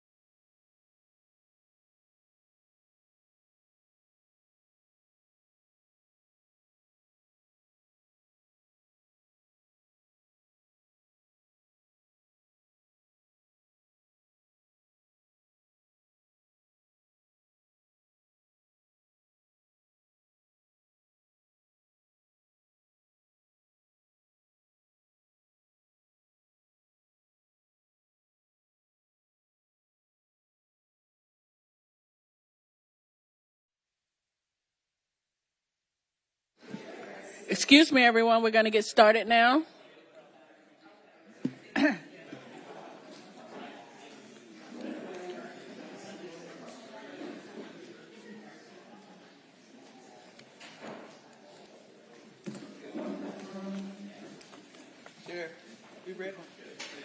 Our next case is on page 22. Inspector Gustavo Caracas, case number CE 23090763. Case address 208 Southeast 9th Street. Owner AIDS Healthcare Foundation, Inc. Posted at property 102723. Posted at 1 East Broward 111623. Good morning, Magistrate. Officer Caracas for the City of Fort Lauderdale, presenting case number CE 23090763 for the property located at 208 Southeast 9th Street. Inspection of the property was performed on September 26 and cited for the following violations. 9-280H1 has complied. 18-12, there's miscellaneous trash, rubbish, and debris on this vacant lot property and on its swale. This is a recurring violation. Previous case, CE 22080441. This case will be presented to the special magistrate whether or not it comes into compliance before the hearing. Courtesy notice was mailed to the property owner and BCPA via first-class mail September 26, 2023, allowing 30 days to come into compliance. Contact has not been made with the property owners or representatives. Special magistrate request form sent on October 4th and scheduled for today's special master. Pre-hearing inspection was done on November 27th, and the pictures presented here were taken to confirm the violations have been brought into compliance. Your Honor, this is a finding of fact for this particular vacant lot. Okay. Submitted into record, and we have a representative here with us today. All right, thank you. Please state your name for the record. Robert Cosenza on behalf of AIDS Healthcare Foundation. Okay, we appreciate the fact that you brought the property into compliance so quickly, but because this is a reoccurring violation, I've been asked to enter a finding of fact that the violation did in fact exist, and therefore, because this is a recurring violation, you will be fined next time. I'm not going to fine you today, but next time, if it happens again and you're cited, you will be fined. Okay. All right. Thank you very much. All right. Thank you. Our next case, page 27, also Inspector Gustavo Caracas, case number CE 22120129, case address 316 Northeast 4th Street, owner Dependable Equities, LLC. This case was first heard 3/14/23 to comply by 3/24/23. 2 suspensions noted on the agenda. 1 section not complied at $100 per day, $6,200 accrued. The city is requesting the full amount, and the fines continue to accrue. This is in order to reappear. Good morning, Magistrates. Officer Caracas for the city on behalf of the city. Case and address as read. Again, this case first came before Special Master on March 14th and found for the city. Special Magistrate found for the city. These violations were first cited on December 5th of 2022, and so far 15 re-inspections have been made to the property. There have been conversations with the property owner and the property representatives, and during these conversations, the status of the violations and corrective actions were discussed. Unfortunately, Your Honor, the property itself is not in compliance as of today. We have the property representative here with us today, ma'am. Okay. Good morning. I'm Stephanie Yorga with Stephanie Toothaker's office on behalf of the property owner. The property owner is still coordinating demo permit comment matters with the state, county, several utility providers, and they expect the demo permit for that building to be issued within the next 30 days. So we would appreciate, in order to reappear in about 30 days, and request to hold the fines at that point, once the demo permit is issued. Your Honor, I looked into the Excella. This permit was applied for on March 16 of this year, and there have been comments on May 16 of 2023, and the comments were made on the 23rd of May as well. As of May, nobody has been following up on the actual permit itself, Your Honor. They do have a demo permit, yes, but they just left it lingering in the system, Your Honor. Just to add to that, it's not been lingering. We have been coordinating with several of the different entities, jurisdictions that require we address their comments. So we would ask that to return in 30 days and request to hold the fines at that point. I'm not asking for an extension today. I understand what the inspector's saying. Okay. So the fines will continue to accrue. And do you want a notice to reappear? Inspector? That will be fine. I mean, We would like that so that we could provide an update then, and I believe in 30 days the demo permit will be issued. Okay. I'm going to give you a 56-day notice to reappear on my calendar of January 25th, but the fines are all going to continue to run Understood. during that time. Understood. All right. Thank you Thank very you. much.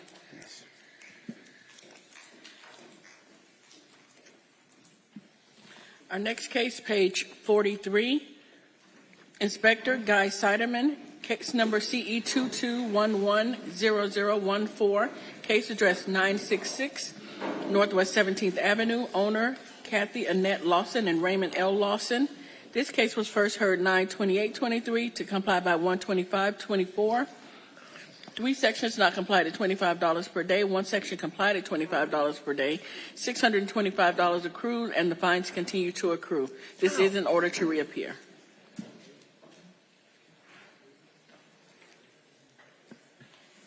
Guy Siderman with the City of Fort Lauderdale Code Compliance Officer presenting case CE 22110014 for the property located at 966 Northwest 17th Ave. This case was last heard on 9/28/23, where the magistrate found for the city. The homeowner received a grant and has complied some violations. At this time, the city is trying to secure bids, and we are requesting a 119 days extension. The city is requesting compliance with 119 days or an imposition of fines of $25 per day, violation thereafter. Okay. Please state your name for the record, ma'am. Kathy Lawson. Ms. Lawson, are you in agreement with the 119-day extension to get this completed? Yes, ma'am. Okay. Thank But you. No. How did I get fines on my house? How Well- did I go about that? Well, right now, Because I didn't have any. You gave me an extension the last time I was in here, and I didn't have any fines then. yeah, I don't. There was an order to reappear. Yeah, for some reason there is some fines on the property, but we can address that once the property's in compliance. And, you can let me know if you think that should not have been imposed at that time, okay? For now, I'm going to suspend the fines and give you a 119-day extension, okay? Yes, ma'am. Thank you. Thank you. Thank you.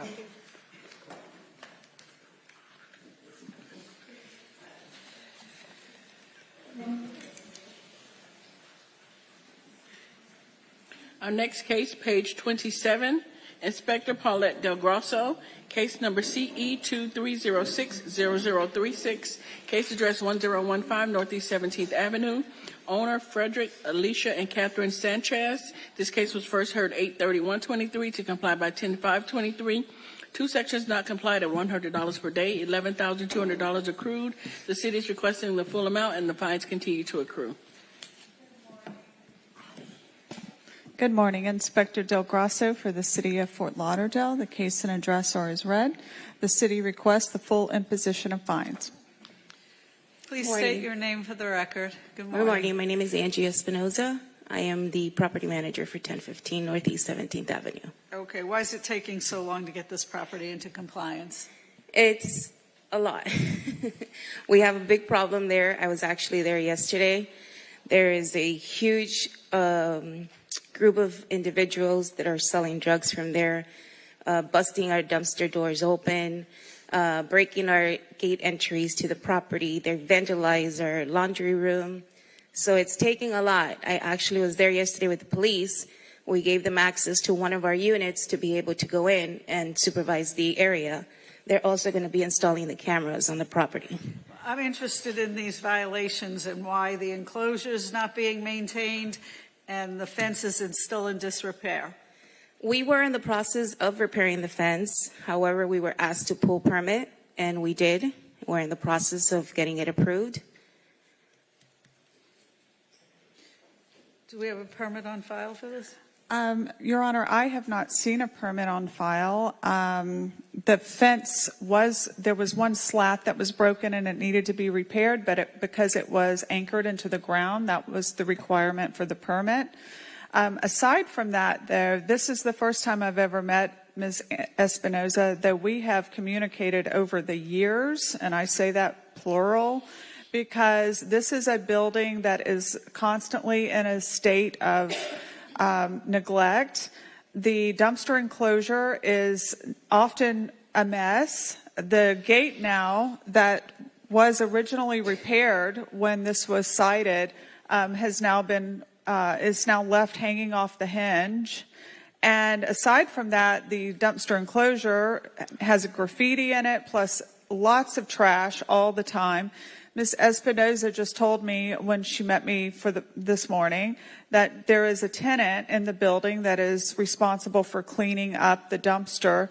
I've never seen that to be the case. I've often communicated with the property manager, and until recently, until the owners who actually live out of state were made aware of this situation by receiving the notice of hearing, she has not communicated with me timely. So it's always been a case of I will call the number posted on site at the property. You can never get anyone from management to pick up the call. Even the maintenance line, the tenants tell me they can't get anyone to respond from the management office. So the situation there just goes unresolved. Okay, I'm going to impose the fines, and they're going to continue to accrue until this is taken care of. Thank you. Okay. Thank you. You're welcome. Next case, page 9, Inspector Janie Deluzma, case number CE 23060880. Case address 1760 Northeast 56th Street, numbers 1 through 3. Owner Suleiman Trosi. Posted at property 102623, posted at 1 East Broward 111623. Is there a respondent here for 1760 Northeast 56th Street? He left. I'm going to pass it. He left, so we can. Yeah. Okay, sure. Okay.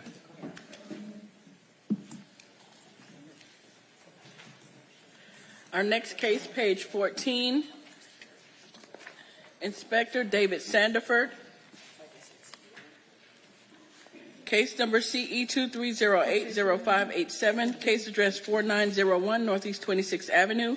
Owner 4901 Northeast 26th Avenue LLC and 2501 Northeast 49th Street LLC. Posted at property 11223. Posted at 1 East Broward 111623.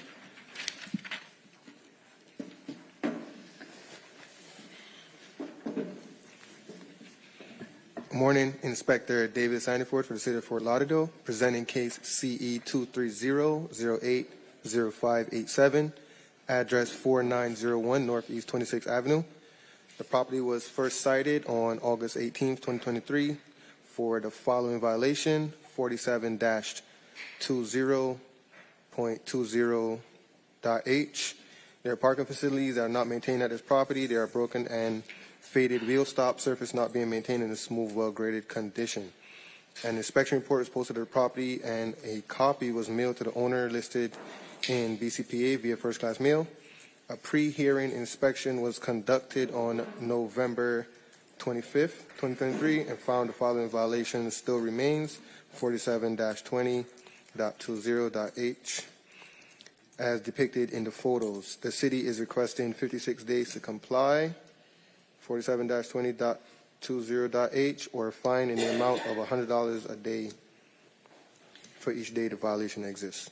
Sir, please state your name for the record. Ryan Bauer. Okay, are you in agreement, Mr. Bauer, to bring the property into compliance within the next 50 days or face a fine of $100 a day? Yes. Thank you so much. Happy holidays. Next case, page 29, Inspector Pat Gavin, case number CE 23100568, case address 1705 Northeast 11th Street, owner 1705 Northeast 11th Street LLC. This case was cited 10-17-23 to comply by 10-17-23. One section complied at $500. The city is requesting the full amount. Appeal deadline was 11-1-23 and no appeal received. Good morning. Pat Gavin, City of Fort Lauderdale, co-compliance. This is actually two cases on the same page. Cases CE 231-00335 and CE 231-00568 for property located at 1705 Northeast 11th Street. This property was cited on October 11th, 2023 and given 2 hours to comply for the following violation. 15-2783, there is a solid waste container placed curbside outside of the permitted timeframes. This is a recurring violation of case CE 23090365. As this violation was repeated, an immediate fine of $400 was issued. This property was again cited on October 17th, 2023 for the following violations. 15-2783, there is a solid waste container placed curbside outside of the permitted timeframes. This is a recurring violation of CE 231-00335 and CE 2309-0365. 24-27G, the green yard waste bin is placed at the curb containing household trash. 18-12A, there is rubbish and debris on this property and or its swale. There are palm fronds covering the sidewalk and swale. Because violation 15-2783 is the third time this violation, the same violation has occurred, a citation was issued with an immediate fine of $500. All violations are now in compliance. The city is requesting the full imposition of fines in the amount of $900. Sir, please state your name for the record. Josh Geffner. Okay. Did you file an appeal in this case? I didn't file anything. Basically, I had a management company. The guy disappeared in one day without letting me know. I had a different management. Unfortunately, sir, without having filed the appeal, I have no discretion in the matter. I have to impose the fine. If you get and the fact that this is a recurring violation, I probably but I wasn't aware of it. Yeah. Magistrate, I have spoken to him. He does know about the problem. It has been fine ever since. Also, I was just told that he did pay the $400. Okay. So it's only the $500. I paid two fines. I paid the fine. You paid the $200. That was a different one. Right. Right. And then you paid the $400. Right. So there's only the $500 left. Okay. All right. So I have no choice but to impose the $500 fine. And now that you're aware of things, hopefully this won't happen. Basically, the house is suspended for 6 months. Yeah. Unfortunately, I have to sell it because I can't hold it for 6 months empty. I'm sorry. Okay. All right. Have a great day. Thank you. Thank you.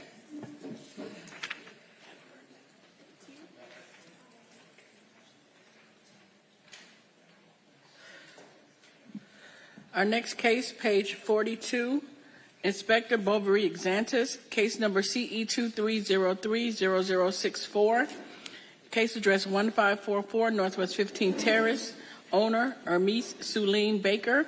This case was first heard 7/27/23 to comply by 8/31/23. One suspension from 8/31/23 to 11/30/23. One section not complied at $25. Fine start 12/1/23, and this is a request for extension. Morning, Your Honor. Officer Exantis on behalf of City of Fort Lauderdale Community Enhancement. Case number CE 2303-0064, property address 1544 Northwest 15 Terrace. This is a hearing for extension. Property owner is here. I would let her speak at this time. Please state your name for the record. Hermes Baker. Okay. Tell me what you want in support of your request for extension. I made an effort to come into partial compliance because this has two different citations, one for the grass and one for the fence. Mm-hmm. And I had emailed photos to, I believe, the code enforcer and the supervisor to come out and look at it. And they said that I would be in partial compliance for the grass. But for the fence, the quotes that I got is really high because it's a wrought iron fence. So I only have half of the deposit needed for them to start the work. Okay. Does she have to have this fence? Yeah, Your Honor. It's been damaged for quite some times. That wasn't my question. There's special magistrate. Is this one of the cases where she has to have the fence, or where she could comply by okay. removing the fence? Well, I mean, it's Julio it would be up to her. Julio Davila, code compliance supervisor. Yeah, if there's no pool at the property, she doesn't need to have the fence. If she wants to keep it, obviously that's personal choice. But she could comply by just removing it in the meantime. And then if she wanted to in the future replace it or, repair it or what have you, you could do that as well. That would be another option for compliance. Okay, if it's possible, I would like to it's probably cheaper to remove it because the area that's damaged, that was from a neighbor that hit the grass, the fence. So, okay. How much time do you think you need to get that done? I will have to reach out to the company and see. I did put the permit in already, and so they needed the survey, so I'd have to contact them to see if it would be a reduction in the price if they only do the removal for it. So okay. I'm not sure. All right. I'm going to give you a 56-day extension, and then you can decide whether to remove the fence or to repair it during that time. But this has been going on since July, so please do one or the other within that time. Okay, and then what about for the other citation on the grass? Okay, there's no fines for that. Okay, is that one it's closed? Complied. Okay. Yeah, it's okay. complied. You're good there. You just need to take care of this fence, and you have the choice. You could remove it if it's less expensive for you, or you can get it repaired. Okay, I'll do that. All right, thank you so much. All right, dear. Next case, page 7, Inspector Dorian Coloan, case number CE 22100342. Case address 707 Flamingo Drive, owner Vaseline Northwest Development LLC, posted at property 11/20/23, posted at 1 East Broward 11/16/23. And we do have a neighbor that is here for that property. Okay. Dorian. 707 Flamingo Drive.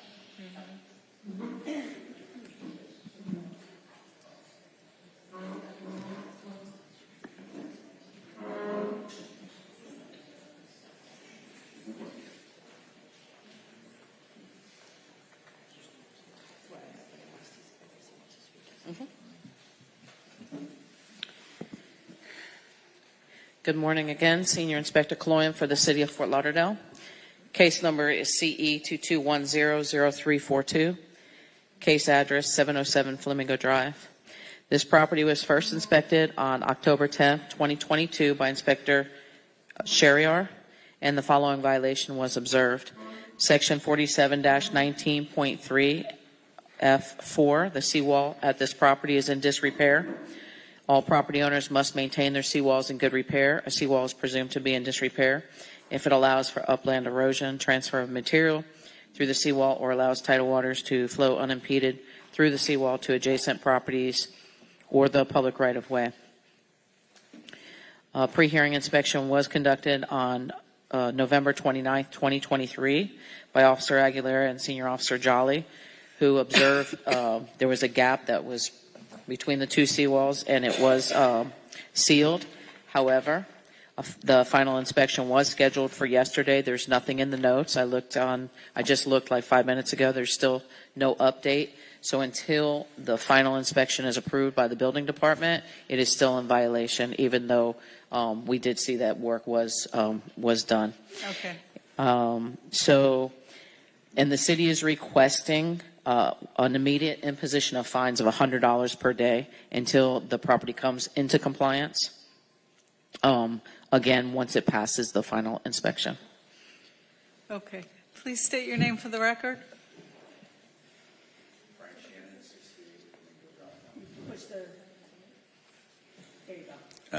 Frank Shannon, 638 Flamingo Drive. Okay. What would you like to tell me about this property? Flamingo Drive has some water issues. This particular house was brought to the owner's attention in October of 2021. Nothing was done. We finally made a complaint in October of 2022. It's been 2.5 years with this man trying to get this right. It's absolutely amazing. I provided code enforcement with a time-lapse video showing the water filling up in his backyard, rushing around both sides of the house, and filling the whole entire street. We've had to stay at home for 4 or 5 hours while the tide goes down. You have to wear boots up to your knees in order to get down the street. It's been a real problem for the last 2.5 years. Okay, well, I understand the problem. I could see from the photographs that it is a problem, and I'm going to start fining $100 a day till the property is brought into compliance. Thank you. Thank you. Thank you.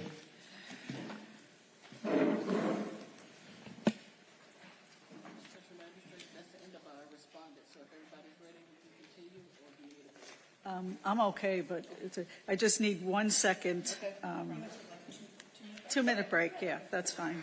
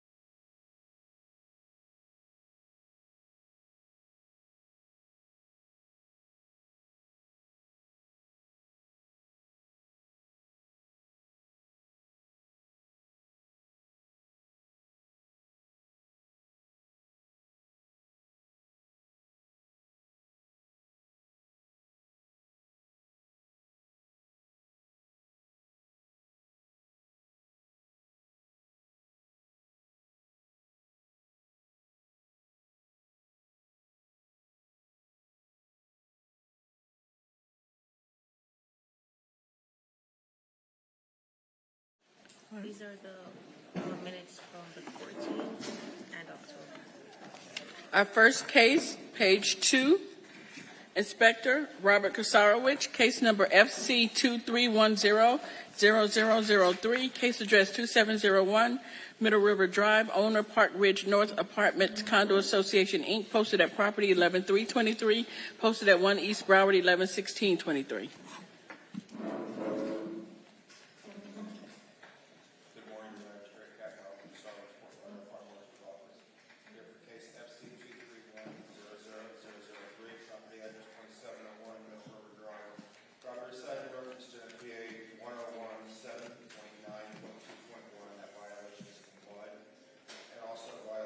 NFPA 1, 13.6.4.3.2.1, the fire extinguishers have not been serviced or tagged by a certified person or company within the past 12 months.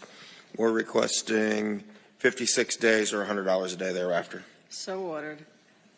Next case, also page 2, Inspector Robert Kasarowicz, case number FC 2310-0004, case address 3240 Davie Boulevard, owner Saria Holdings 2, Inc., personal service 11123, posted at 1 East Broward 111623. And Captain Robert Kasarowicz with Fort Lauderdale Fire Marshal's Office for case FC 23100-004, property address 2340 Davie Boulevard. Property is cited in reference to NFPA 1017.9.2.1. That violation is complied. NFPA 1, 11.1.5.6, extension cords are being used as a substitute for permanent wiring.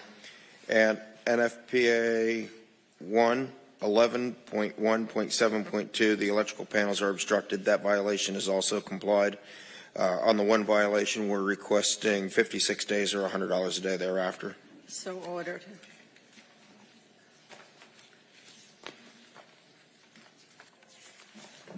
Next case, page 5, Inspector Diego Santos, case number CE 23070212, case address 1327 Southwest 22nd Avenue, owner DNY Holdings LLC, posted at property 112123, posted at 1 East Broward 111623.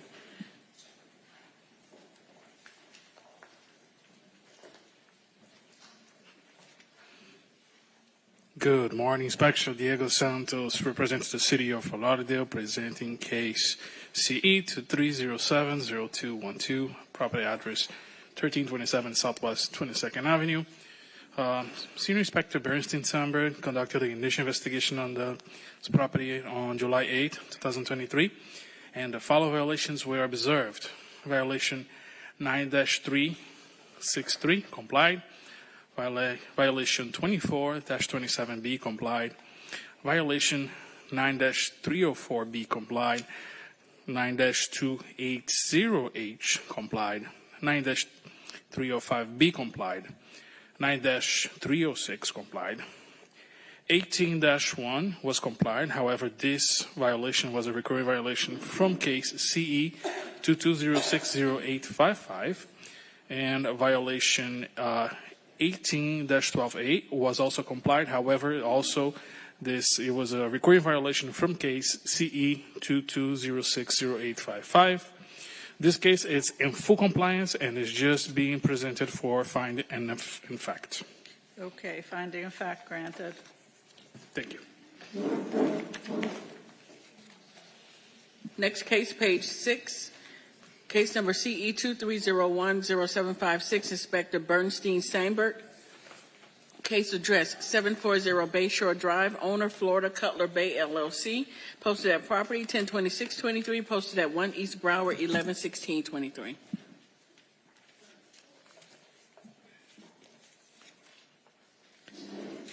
Inspector Bernstein, City of Fort Lauderdale, Community Enhancement, case number CE 2301-0756, property address 740 Bayshore Drive. This case was cited for the following violations: 18-4C complied, 18-12A complied, 9-305B, the landscape at this property is not being maintained in a neat and well-kept appearance. There are areas on the north side by the wood fence that have dead end or missing ground cover. 9-306, the exterior building walls have not been maintained. There are areas of the exterior walls and upper ceiling that have stains. A pre-hearing inspections on 11/29/2023 revealed the violation stated is not in compliance. I have been in contact with the owner representative.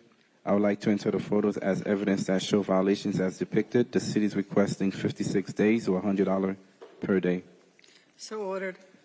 Next case, also page 6, Inspector Paulette Del Grosso, case number CE 23030618, case address 1238 Northeast 17th Way, owner Marcus Shepek, posted at property 102823, posted at 1 East Broward 111623. Inspector Del Grosso for the City of Fort Lauderdale. The case and address are as read. The property was initially inspected on March 18th by Officer Jean-Claude Noel. It was cited for the following violation: 47-20.13.b. There's gravel on the swale of this RC15 residential zone property that exceeds the allotted 40% of the length of the property line. In April, I met with the owner and discussed the state of the front swale. It has gravel and weeds throughout. Upon research, I found no permit was on file for paving the swale with gravel. Therefore, an inspection report was prepared for mailing and emailing to the owner. A permit will be required for the paved swale. Despite substantial time to either obtain a permit to resurface the swale or remove the gravel, the owner has done neither, nor has been in communication. Therefore, the city requests 35 days or $50 per day thereafter. So ordered. Thank you. Next case, page 9, Inspector Janie Theluzma, case number CE 23030870, case address 510 Northwest 12th Avenue, owner is Isoy Realty LLC, posted at property 102623, posted at 1 East Broward 111623. Good morning, Officer Theluzma with the City of Fort Lauderdale Community Enhancement, presenting case number CE 23030870, property address 5410 Northwest 12th Avenue. This property was initially inspected by Officer Bobby J.D. Frashad on March 29, 2023, and the following violations were observed, and an inspection report was issued for 47-21.11D. Violation 47-21.11.A and violation 18-12A, which is overgrown trash, rubbish, and debris on the property and or its swell. This is a recurring violation of previous case number CE 22080645. This case will be presented is being presented to the special magistrate to obtain the finding of facts, whether the property is in compliance, whether compliance is met prior to this hearing or not. And this case did comply on 9/14/2023. And also violation 9-306. The property was issued an inspection report for that. Additional inspections were conducted, including a pre-hearing inspection on Wednesday, September 14th. And at this time, the property is in full compliance as depicted in the photos.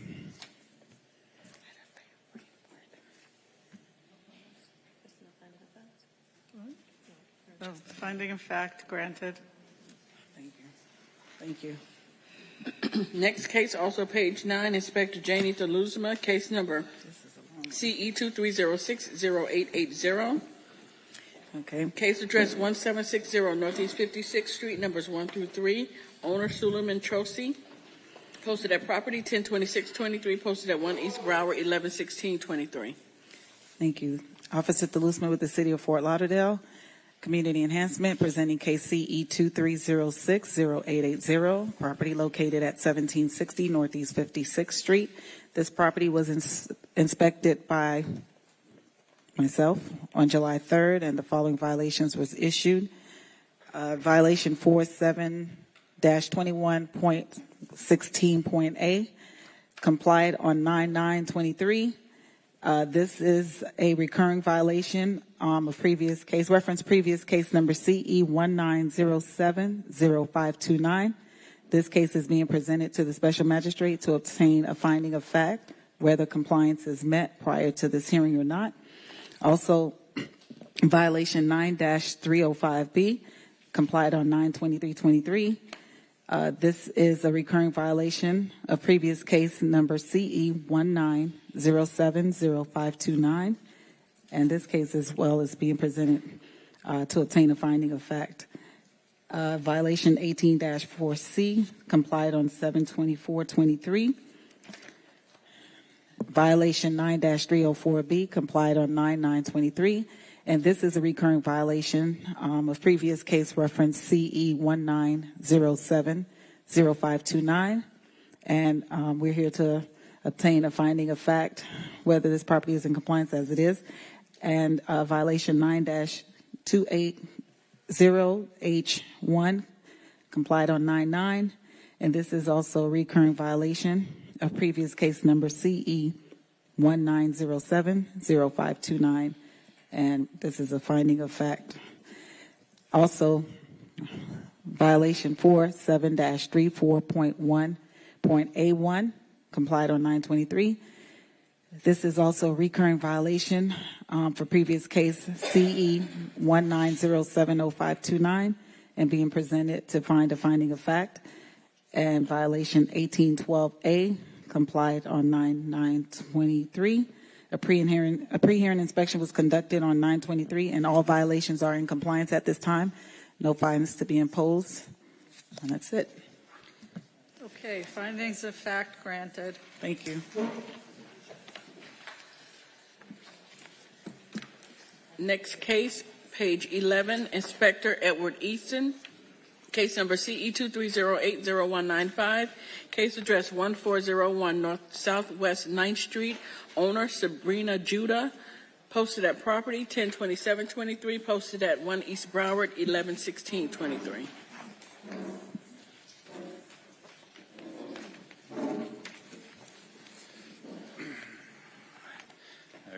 Good morning. For the record, Edward Easton, City of Fort Lauderdale, Code Compliance, presenting case CE 23080195 for the property located at 1401 Southwest 9th Street. An inspection was conducted on 8/5/23, and the following violations were observed. 9-308B, which is complied. 9-306, the exterior building fascia has not been maintained with areas of stained or missing paint. A pre-hearing inspection was conducted on 11/29/23, and the property remains in violation as per the photos depict. An inspection report was posted to the property on 8/5/23. The notice of hearing was posted to the property on 10/27/23. At this time, the city is requesting 56 days to come into compliance or face a fine $100 per day thereafter. So ordered. Next case, also page 11, Inspector Edward Easton, case number CE 23010082, case address 1709 Southwest 5th Street, owner Michael Tierney, posted at property 102723, posted at 1 East Broward 111623. Good morning, Edward Easton, City of Fort Lauderdale, Code Compliance, presenting case CE 23010082 for the property located at 1709 Southwest 5th Street.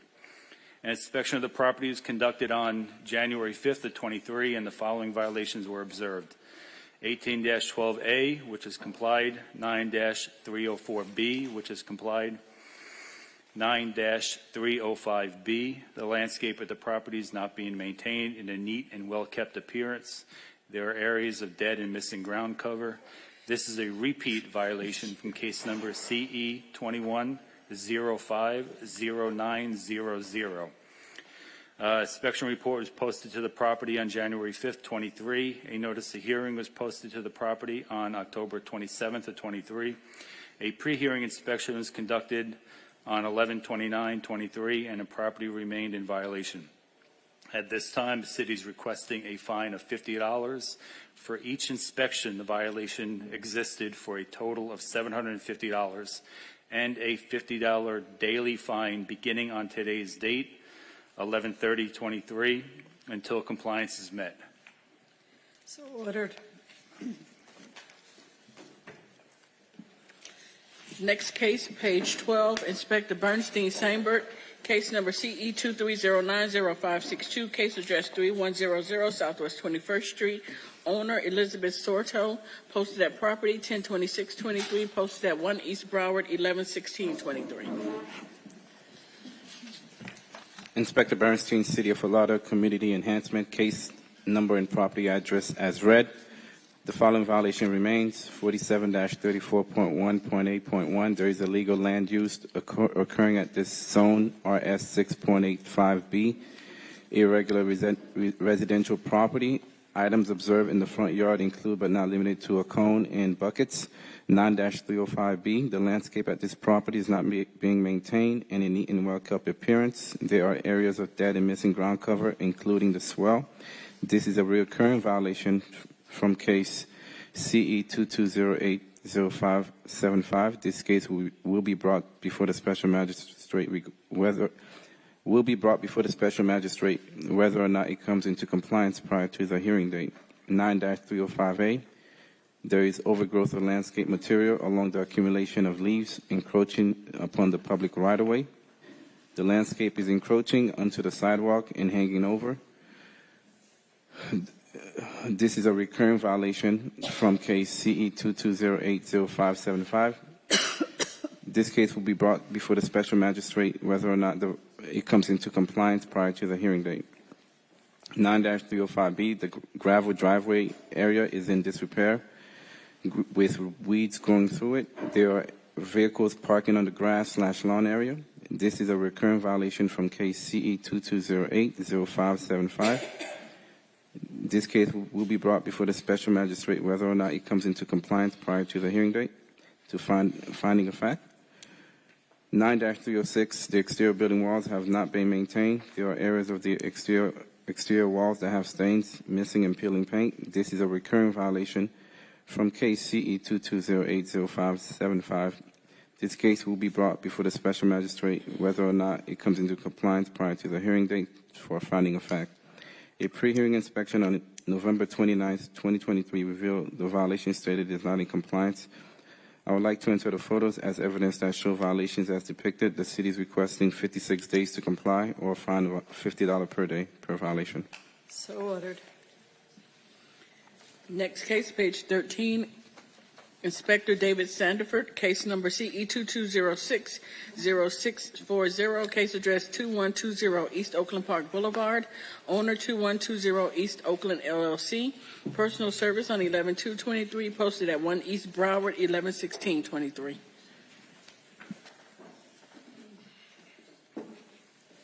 Morning, Inspector David Sandiford for the City of Fort Lauderdale, presenting case CE 22060640, address 2120 East Oakland Park Boulevard.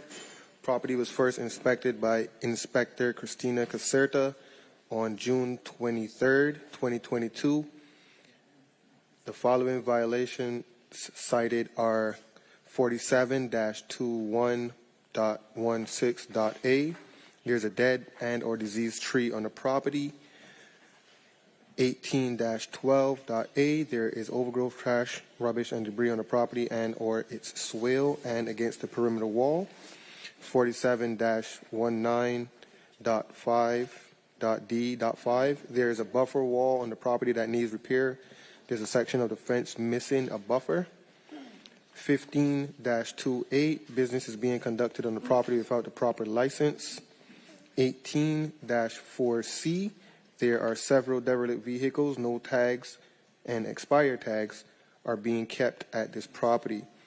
The inspection report is posted to the property, and a copy was mailed to the owner listed in BCPA via first-class mail. A pre-hearing inspection was conducted on November 29th, 2023, and found all of the violations still remain, as depicted in the photos. The city is requesting 10 days to comply.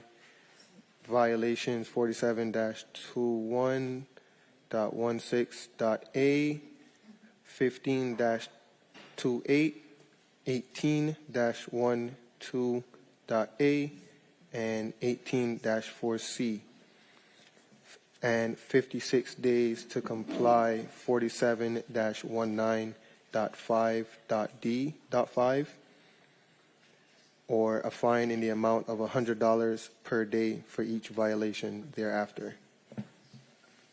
So ordered.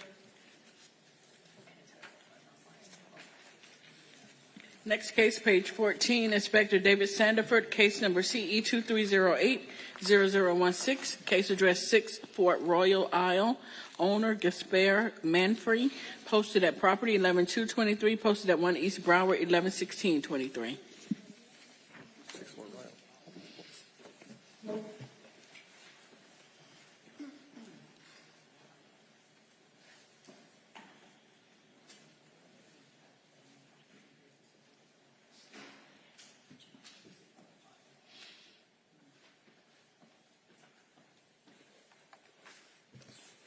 Sorry.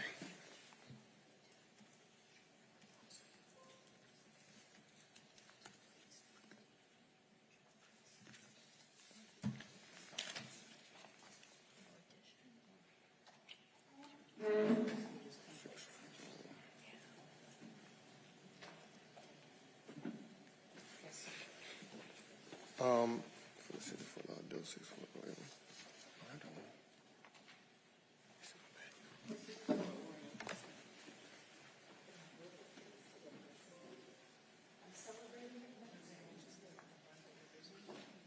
August, yeah. Yeah, I think you're on for building cases that month anyway, so it's just covering my magistrate case that month.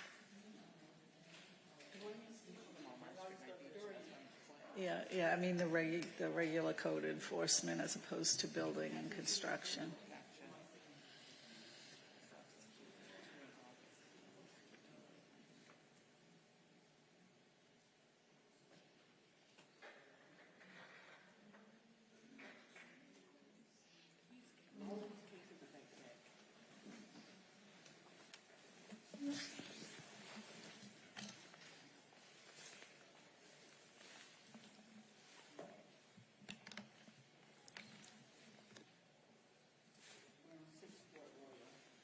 I don't have my thing.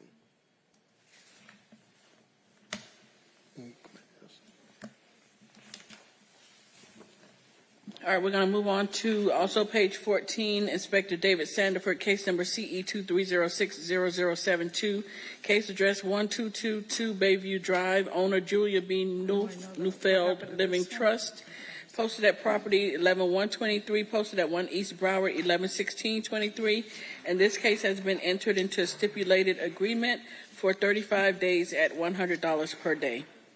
So ordered.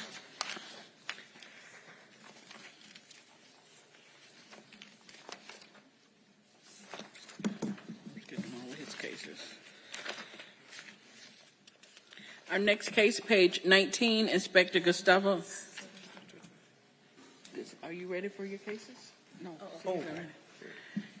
Next case, page 19, Inspector Gustavo Caracas, Senior Inspector Bernstein Sainberg, presenting case number CE 2308-0275, case address 525 North Federal Highway, owner T.C. The Manor at Flagler Village, LLC, posted at property 102723, posted at 1 East Broward 111623. Senior Inspector Bernstein presenting case for Gus Caracas. Case numbers, property address as read. Inspection of the property was performed on August 8, 2023, and cited for the following violations: 47-22.9, unpermitted feather signs or display on the property, including but not limited to being stacked on or posted on or placed on the swell/right-of-way. A courtesy notice was mailed to the property owner listed on BCPA via first-class mail on August 8, 2023, allowing 14 days to come into compliance. Contact was made with the tenant of the property. Special magistrate request form sent on August 17, 2023, and scheduled for today's special magistrate. A pre-hearing inspection was completed on November 27, 2023, and the pictures presented here were taken in to confirm the following violations have not been brought into compliance. The city is requesting 10 days to come into compliance, or a daily fine of $100 for each violation. Photos were submitted into record for evidence. Okay, so ordered. I'm sorry, what did we say, 10 and 100? 10 and 100, yeah.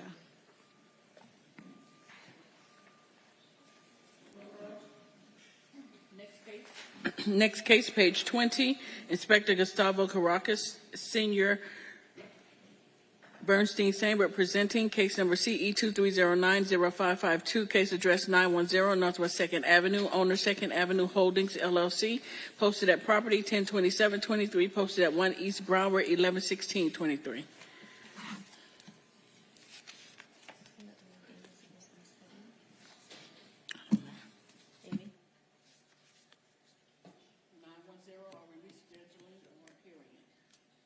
It,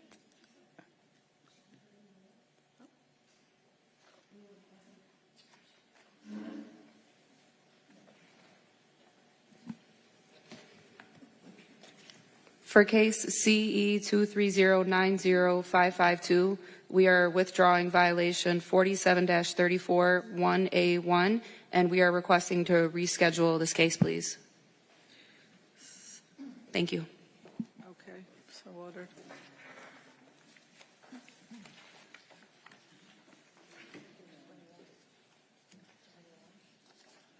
Next case, page 21, Inspector Gustavo Caracas, Bernstein Sambert, presenting case number CE 23100196, case address 911 Northeast 4th Avenue, owner Rector Holdings, Inc., posted at property 11/7/2023, posted at 1 East Broward, 111623.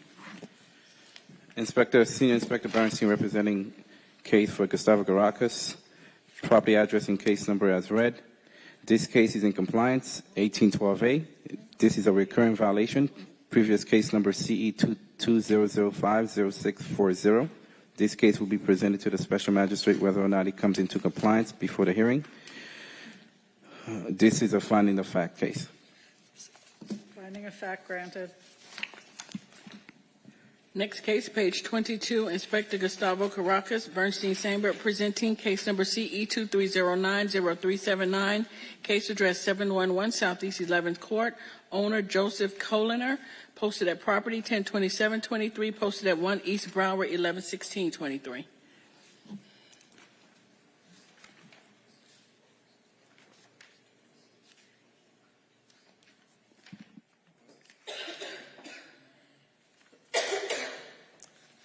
What's the address? I'm sorry.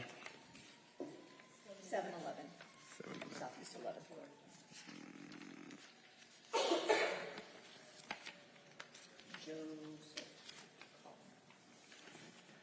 Senior Inspector Bernstein Sambert representing case for Gustavo Caracas, case number and property address as read. This property was inspected on September 13th, 2023 and cited for the following violations. 9-304B, the parking area is not well maintained or graded. There are weeds growing through the gravel driveway. 47-34.1.8.1, there is illegal land use occurring at this property. There is outdoor storage in the carport area.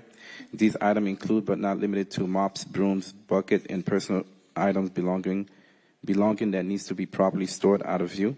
9-308B, there is debris, trash, a tarp, or other element which is not permanent on the roof.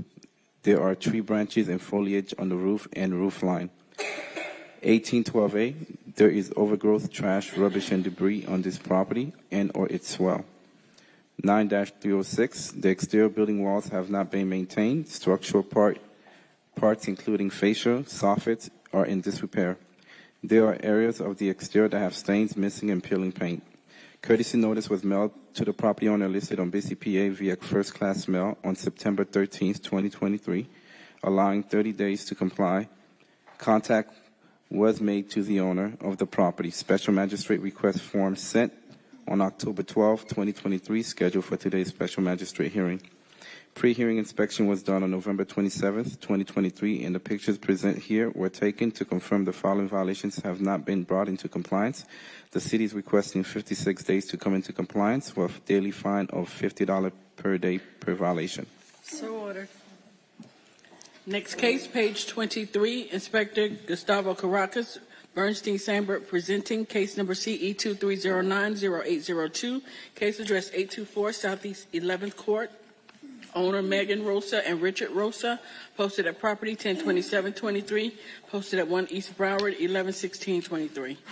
Senior Inspector Bernstein Sambert, presenting case for Gustavo Caracas. Inspection of the property was performed on September 28, 2023, and cited for the following violations. 18-12A complied. 9-306, the exterior building walls have not been maintained. Structural parts, including fascias, soffits, are in disrepair. There are areas of the exterior that have stains, missing, and peeling paint. Courtesy notice was mailed to the property owner listed on BCPA First Class on September 28, 2023, allowing 14 days to come into compliance. Contact was made with the representatives of the property owner. Special magistrate request form sent on October 10, 2023, scheduled for today's special magistrate hearing. Pre-hearing inspection was completed on November 27, 2023, and the pictures presented here were taken to confirm the following violations will have not been brought into compliance. The city is requesting 91 days to comply or a fine of $100 for each violation. So ordered. Next case, page 24. Inspector Pat Gavin, case number CE 23110013. Case address 405 Hendricks Isle. Owner Terry Dowding and Carlos Alonso. Personal service on 11/9/23, posted at 1 East Broward on 11/16/23.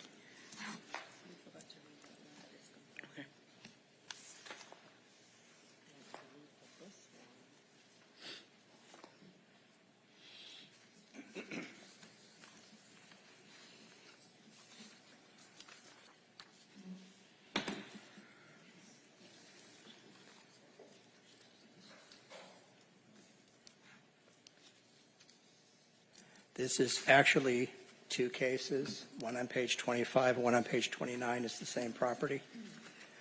It's a vacate. We could read that one. Yeah, we'll read that one in. We're on page 24. Okay. 405 Hendricks Isle. Pat Gavin, City of Fort Lauderdale Code Compliance, presenting case CE 23110013 for property located at 405 Hendricks Isle. This property was first inspected on February 8th, 2023, under case CE 23020270, and an inspection report was issued for the following violation. 15-2787, the advertisement for this vacation rental property does not meet the ordinance requirements relating to occupancy. This property was again inspected on September 23rd, 2023, under case CE 23090678, and citations were issued for the following violations. 15-2785A, there is noise emanating from this vacation rental property, which is outside of the permissible limits. Loud talking could be heard more than 25 feet after 10 p.m. 15-2755, responsible party failed to respond to the property in person within 1 hour of being notified by a vacation rental occupant, law enforcement officer, emergency personnel, or the city. On October 26, 2023, this property was brought before the special magistrate under case CE 23090770 for the following violation. 15-282D1B, there is a qualifying number of violations at this vacation rental property to request a 180-day certificate suspension before the special magistrate. At this hearing, Special Magistrate Flynn ordered a 180-day suspension of the vacation rental certificate effective January 5, 2024. On October 29, 2023, this property was again inspected under case CE 231000924 for the following violations. 15-2785A, there is noise emanating from this vacation rental property, which is outside of the permissible limits. 15-2755, responsible party failed to respond to the property in person within 1 hour of being notified by a vacation rental occupant, law enforcement officer, emergency personnel, or the city. On October 31, 2023, this property was again inspected under case CE 231010002, and an inspection report was issued for the following violation. 15-281A, there is operation of a vacation rental with an expired certificate of compliance at this location. There have been 6 violations of this vacation rental property within the past year. This case is now being brought before the special magistrate under case CE 231100113 for the following violation. 15-282D1C. There is a qualifying number of violations at this vacation rental property to request a 415-day certificate suspension before the special magistrate. City is requesting a suspension of the special magistrate ruling of October 26, 2023, and a full suspension of the vacation rental certificate for 415 days. There is a discrepancy in the ordinance. Special Magistrate. Supervisor Amy Brown. On page 28, we have the request to vacate the previous order. I believe we need to do that first, correct? Yeah, I'll read that one in now. Okay. Thank you. Page 28, Inspector Pat Gavin, case number CE 230907770, case address 405 Hendricks Isle.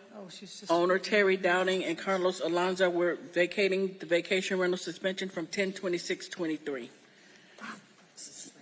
Okay, so ordered.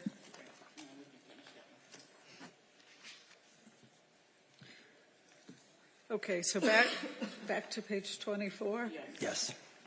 Is this a 415-day suspension or Yes, a 425-day suspension? We're requesting a 415-day extension due to the discrepancy in the ordinance. Okay. All right, so ordered. Thank you. The top of page 24, Inspector Pat Gavin, case number CE 231000053, case address 2905 Center Avenue, Ariel Berman. This case has been complied.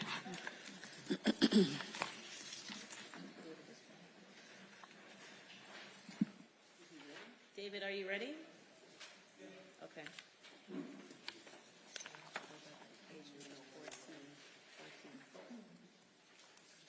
13 or 14. All right, we're going back to page 14. Inspector David Sandiford, case number CE 230800016, case address 6 Fort Royal Isle, owner Gaspar Manfrey, posted at property 11223, posted at 1 East Broward 111623. Inspector David Sandiford for the City of Fort Lauderdale, presenting case CE 230800016, address 6 Fort Royal Isle. Property was first cited on August 2nd, 2023 for the following violations: 9-308B, which is complied; 9-304B; 18-12A, which is complied.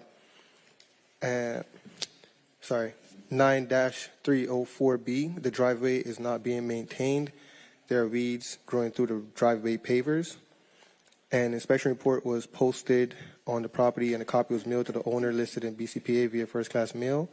A pre-hearing inspection was conducted on November 25th, 2023, and found the following violation remains: 9-304B, as depicted in the photo.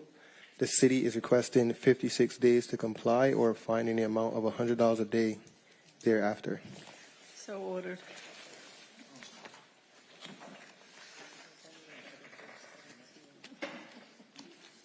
Next case, page 17, Inspector David Sandiford, case number CE 230800802, case address 2541 East Sunrise Boulevard, owner Shawnick Galleria LLC, posted at property 11223, posted at 1 East Broward 111623. Inspector David Sandiford for the City of Fort Lauderdale, presenting case CE 230800802, address 2541 East Sunrise Boulevard. Property was first cited on August 26, 2023, and the following violations 47-22.3.u.1. The window signs in this commercial establishment exceed 20% of the surface of the window. 47-22.9, signs have been erected in the windows of the business in the plaza without the required permits from the city. An inspection report was posted on property and a copy was mailed to the owner listed in BCPA via first class mail. A pre-hearing inspection was conducted on November 29th, 2023, and found the following violations remain: 47-22.3.u.1 and 47-22.9 as depicted in the photos. The city is requesting 10 days to comply or a fine, or 10 days to comply or a fine in the amount of $100 per day per violation thereafter. So ordered. Next case, also page 17, Inspector David Sandiford, case number CE 23080806, case address 2500 East Commercial Boulevard, owner Alto Property Management LLC in care of F&A of Fort Lauderdale LLC, posted at property 11223, posted at 1 East Broward 111623. Inspector David Sandiford for the City of Fort Lauderdale, presenting case CE 23080806, address 2500 East Commercial Boulevard. Property was first cited on August 25th, 2023 for the following violations. 47-19.4.b.1. There is a 2-yard dumpster on the swale. Violation 47-22.9, which is complied, and 47-22.3.u.1, which is also complied. An inspection report was posted to the property, and a copy was mailed to the owner listed in BCPA via first-class mail. A pre-hearing inspection was conducted on November 25th, 2023, and found the following violation still remains. 47-19.4.b.1, 2-yard dumpster is on the swale as depicted in the photos. City is requesting 10 days to comply or fine the amount of $100 a day thereafter. So ordered. Next case, page 25, Inspector Evan Oakes, case number CE 23100706, case address 2525 Marathon Lane, owner 2525 Fort Lauderdale LLC, posted at property 11923, posted at 1 East Broward 111623.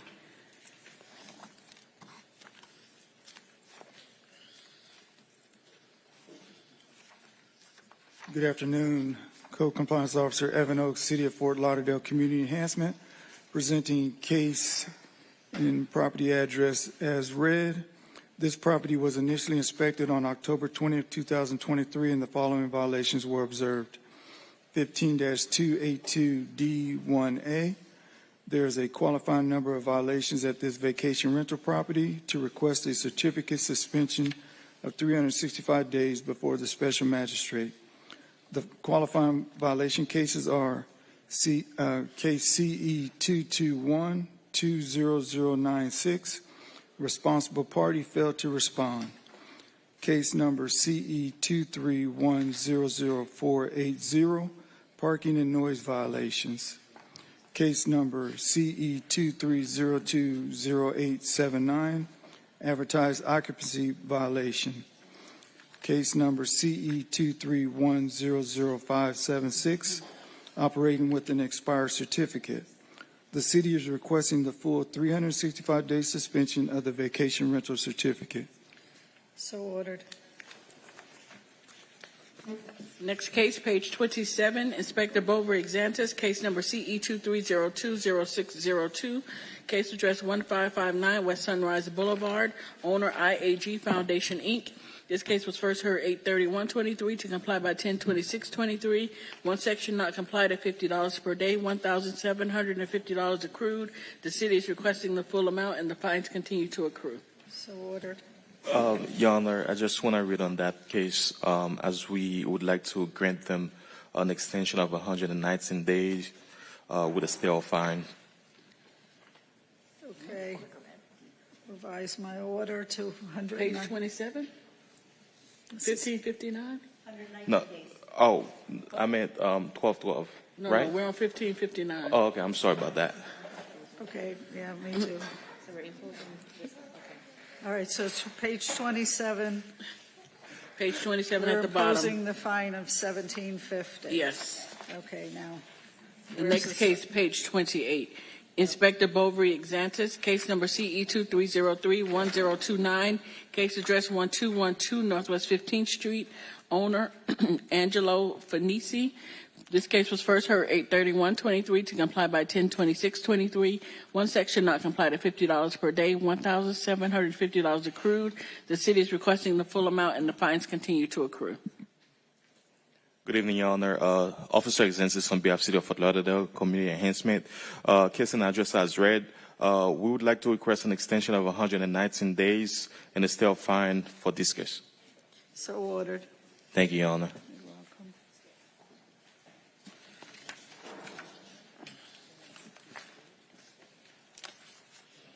Next case, page 30, Inspector David Sandiford, case number CE 23050-836, case address 3316 Northeast 38th Street, owner Lawrence E. and Barbara F. Cohen.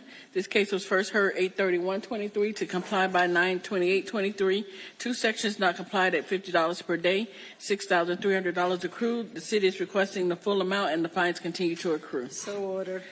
Next case, Inspector David Sandiford, case number CE 230700723, case address 2780 East Oakland Park Boulevard.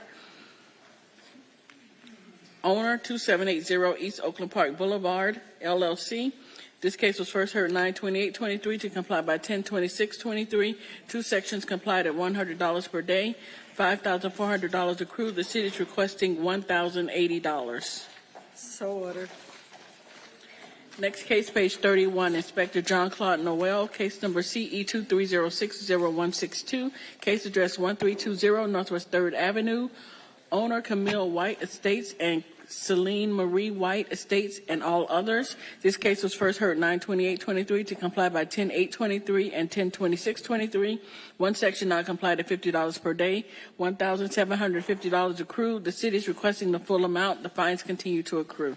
So ordered. Next case, page 32, Inspector John Claude Noel, case number CE 230600508, case address 1500 Northwest 7th Avenue, owner Corbell G. Cooper. This case was first heard 9/28/23 to comply by 10/8/23 and 10/26/23. Five sections not complied at $100 per day, $19,300 accrued. The city is requesting the full amount and the fines continue to accrue.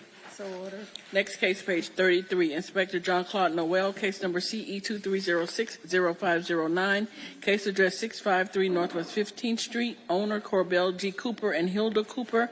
This case was first heard 9/28/23 to comply by 10/8/23 and 10/26/23. Four sections not complied at $100 per day, $15,800 accrued. The city is requesting the full amount and the fines continue to accrue. So ordered.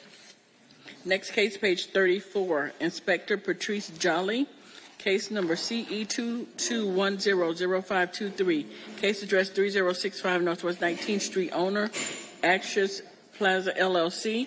This case was first heard 7/27/23 to comply by 8/6/23 and 8/31/23. One suspension from 9/28/23 to 11/30/23. Two sections complied at $150 per day for a total of $9,000. Two sections not complied at $150 per day for a total of $8,400, $17,400 accrued. The city is requesting the full amount and the fines continue to accrue. So ordered.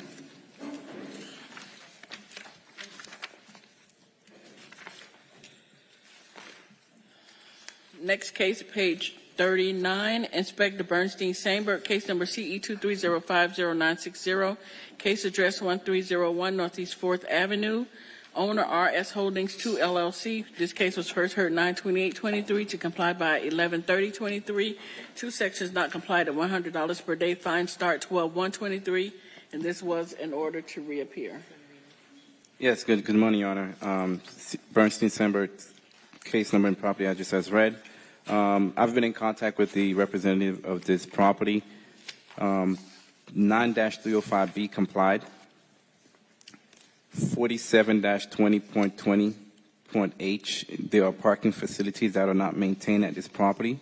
The asphalt parking lot has cracks, holes, oil stains, and wires sticking out of the ground, remains. 9-306, the exterior building walls have not been maintained. There are areas of the exterior wall, north wall, that have missing and peeling paint.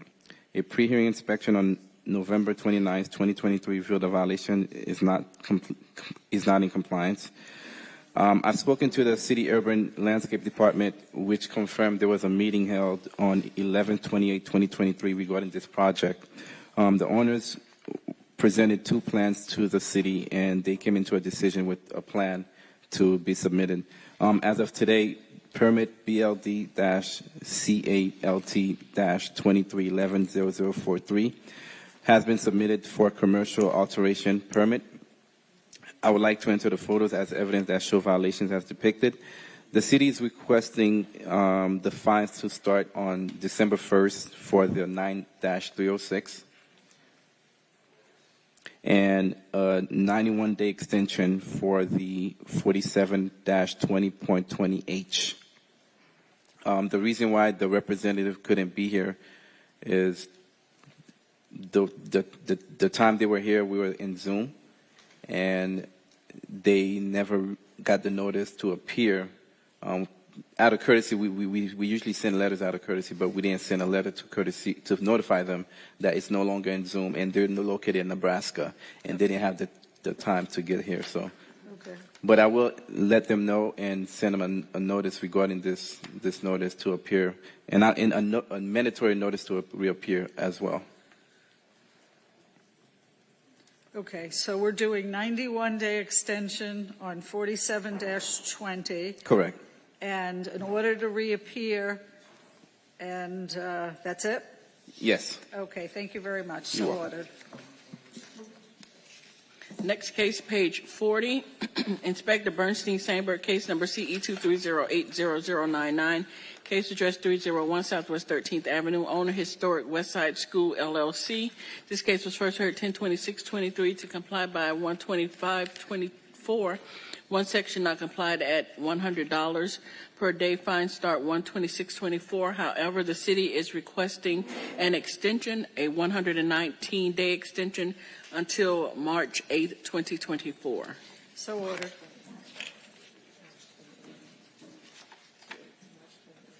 Oh, I'm sorry, to March 28th, 2024. Okay.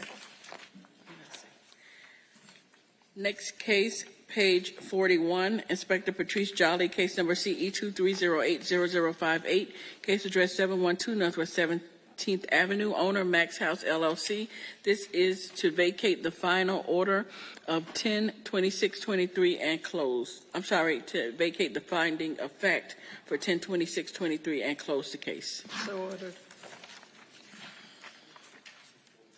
Next case, page 42, Inspector Gustavo Caracas, case number CE 230800790, case address 807 Northwest 2nd Avenue, numbers 1 through 3, owner Jackson Faustine LLC. This case is being rescheduled. Okay, I had it complied. Yeah, but there was a request for extension, and we have to have them waive their right to a mercy, and it didn't show up, so okay. we're going to reschedule. Next case, page 44. Inspector John Claude Noel, case number CE 2306091, case address 1126 Northwest 6th Avenue, owner Eva Villadello and Gustavo Villadeo. This case was first heard 10/26/23 to comply by 11/30/23 and 125/24. 6 sections not complied at $100 per day. Fine start 12/1/23. And 125/24. And this was in order to reappear. Okay, so they didn't reappear. Fines continue. Next case, page 45, Inspector Bovary Xantis, case number CE 230600733, case address 1343 Northwest 13th Avenue, owner Jeffrey Taylor. This case was first heard 9/28/23 to comply by 10/26/23 and 11/30/23. One section not complied at $25 per day, $875 accrued, and this was also in order to reappear. Okay, so The city is requesting to enter page 46 into today's hearing as an exhibit. It is the city's list of complied, closed, withdrawn, and rescheduled cases. so ordered. This concludes the special magistrate hearing for Thursday, November 30th, 2023.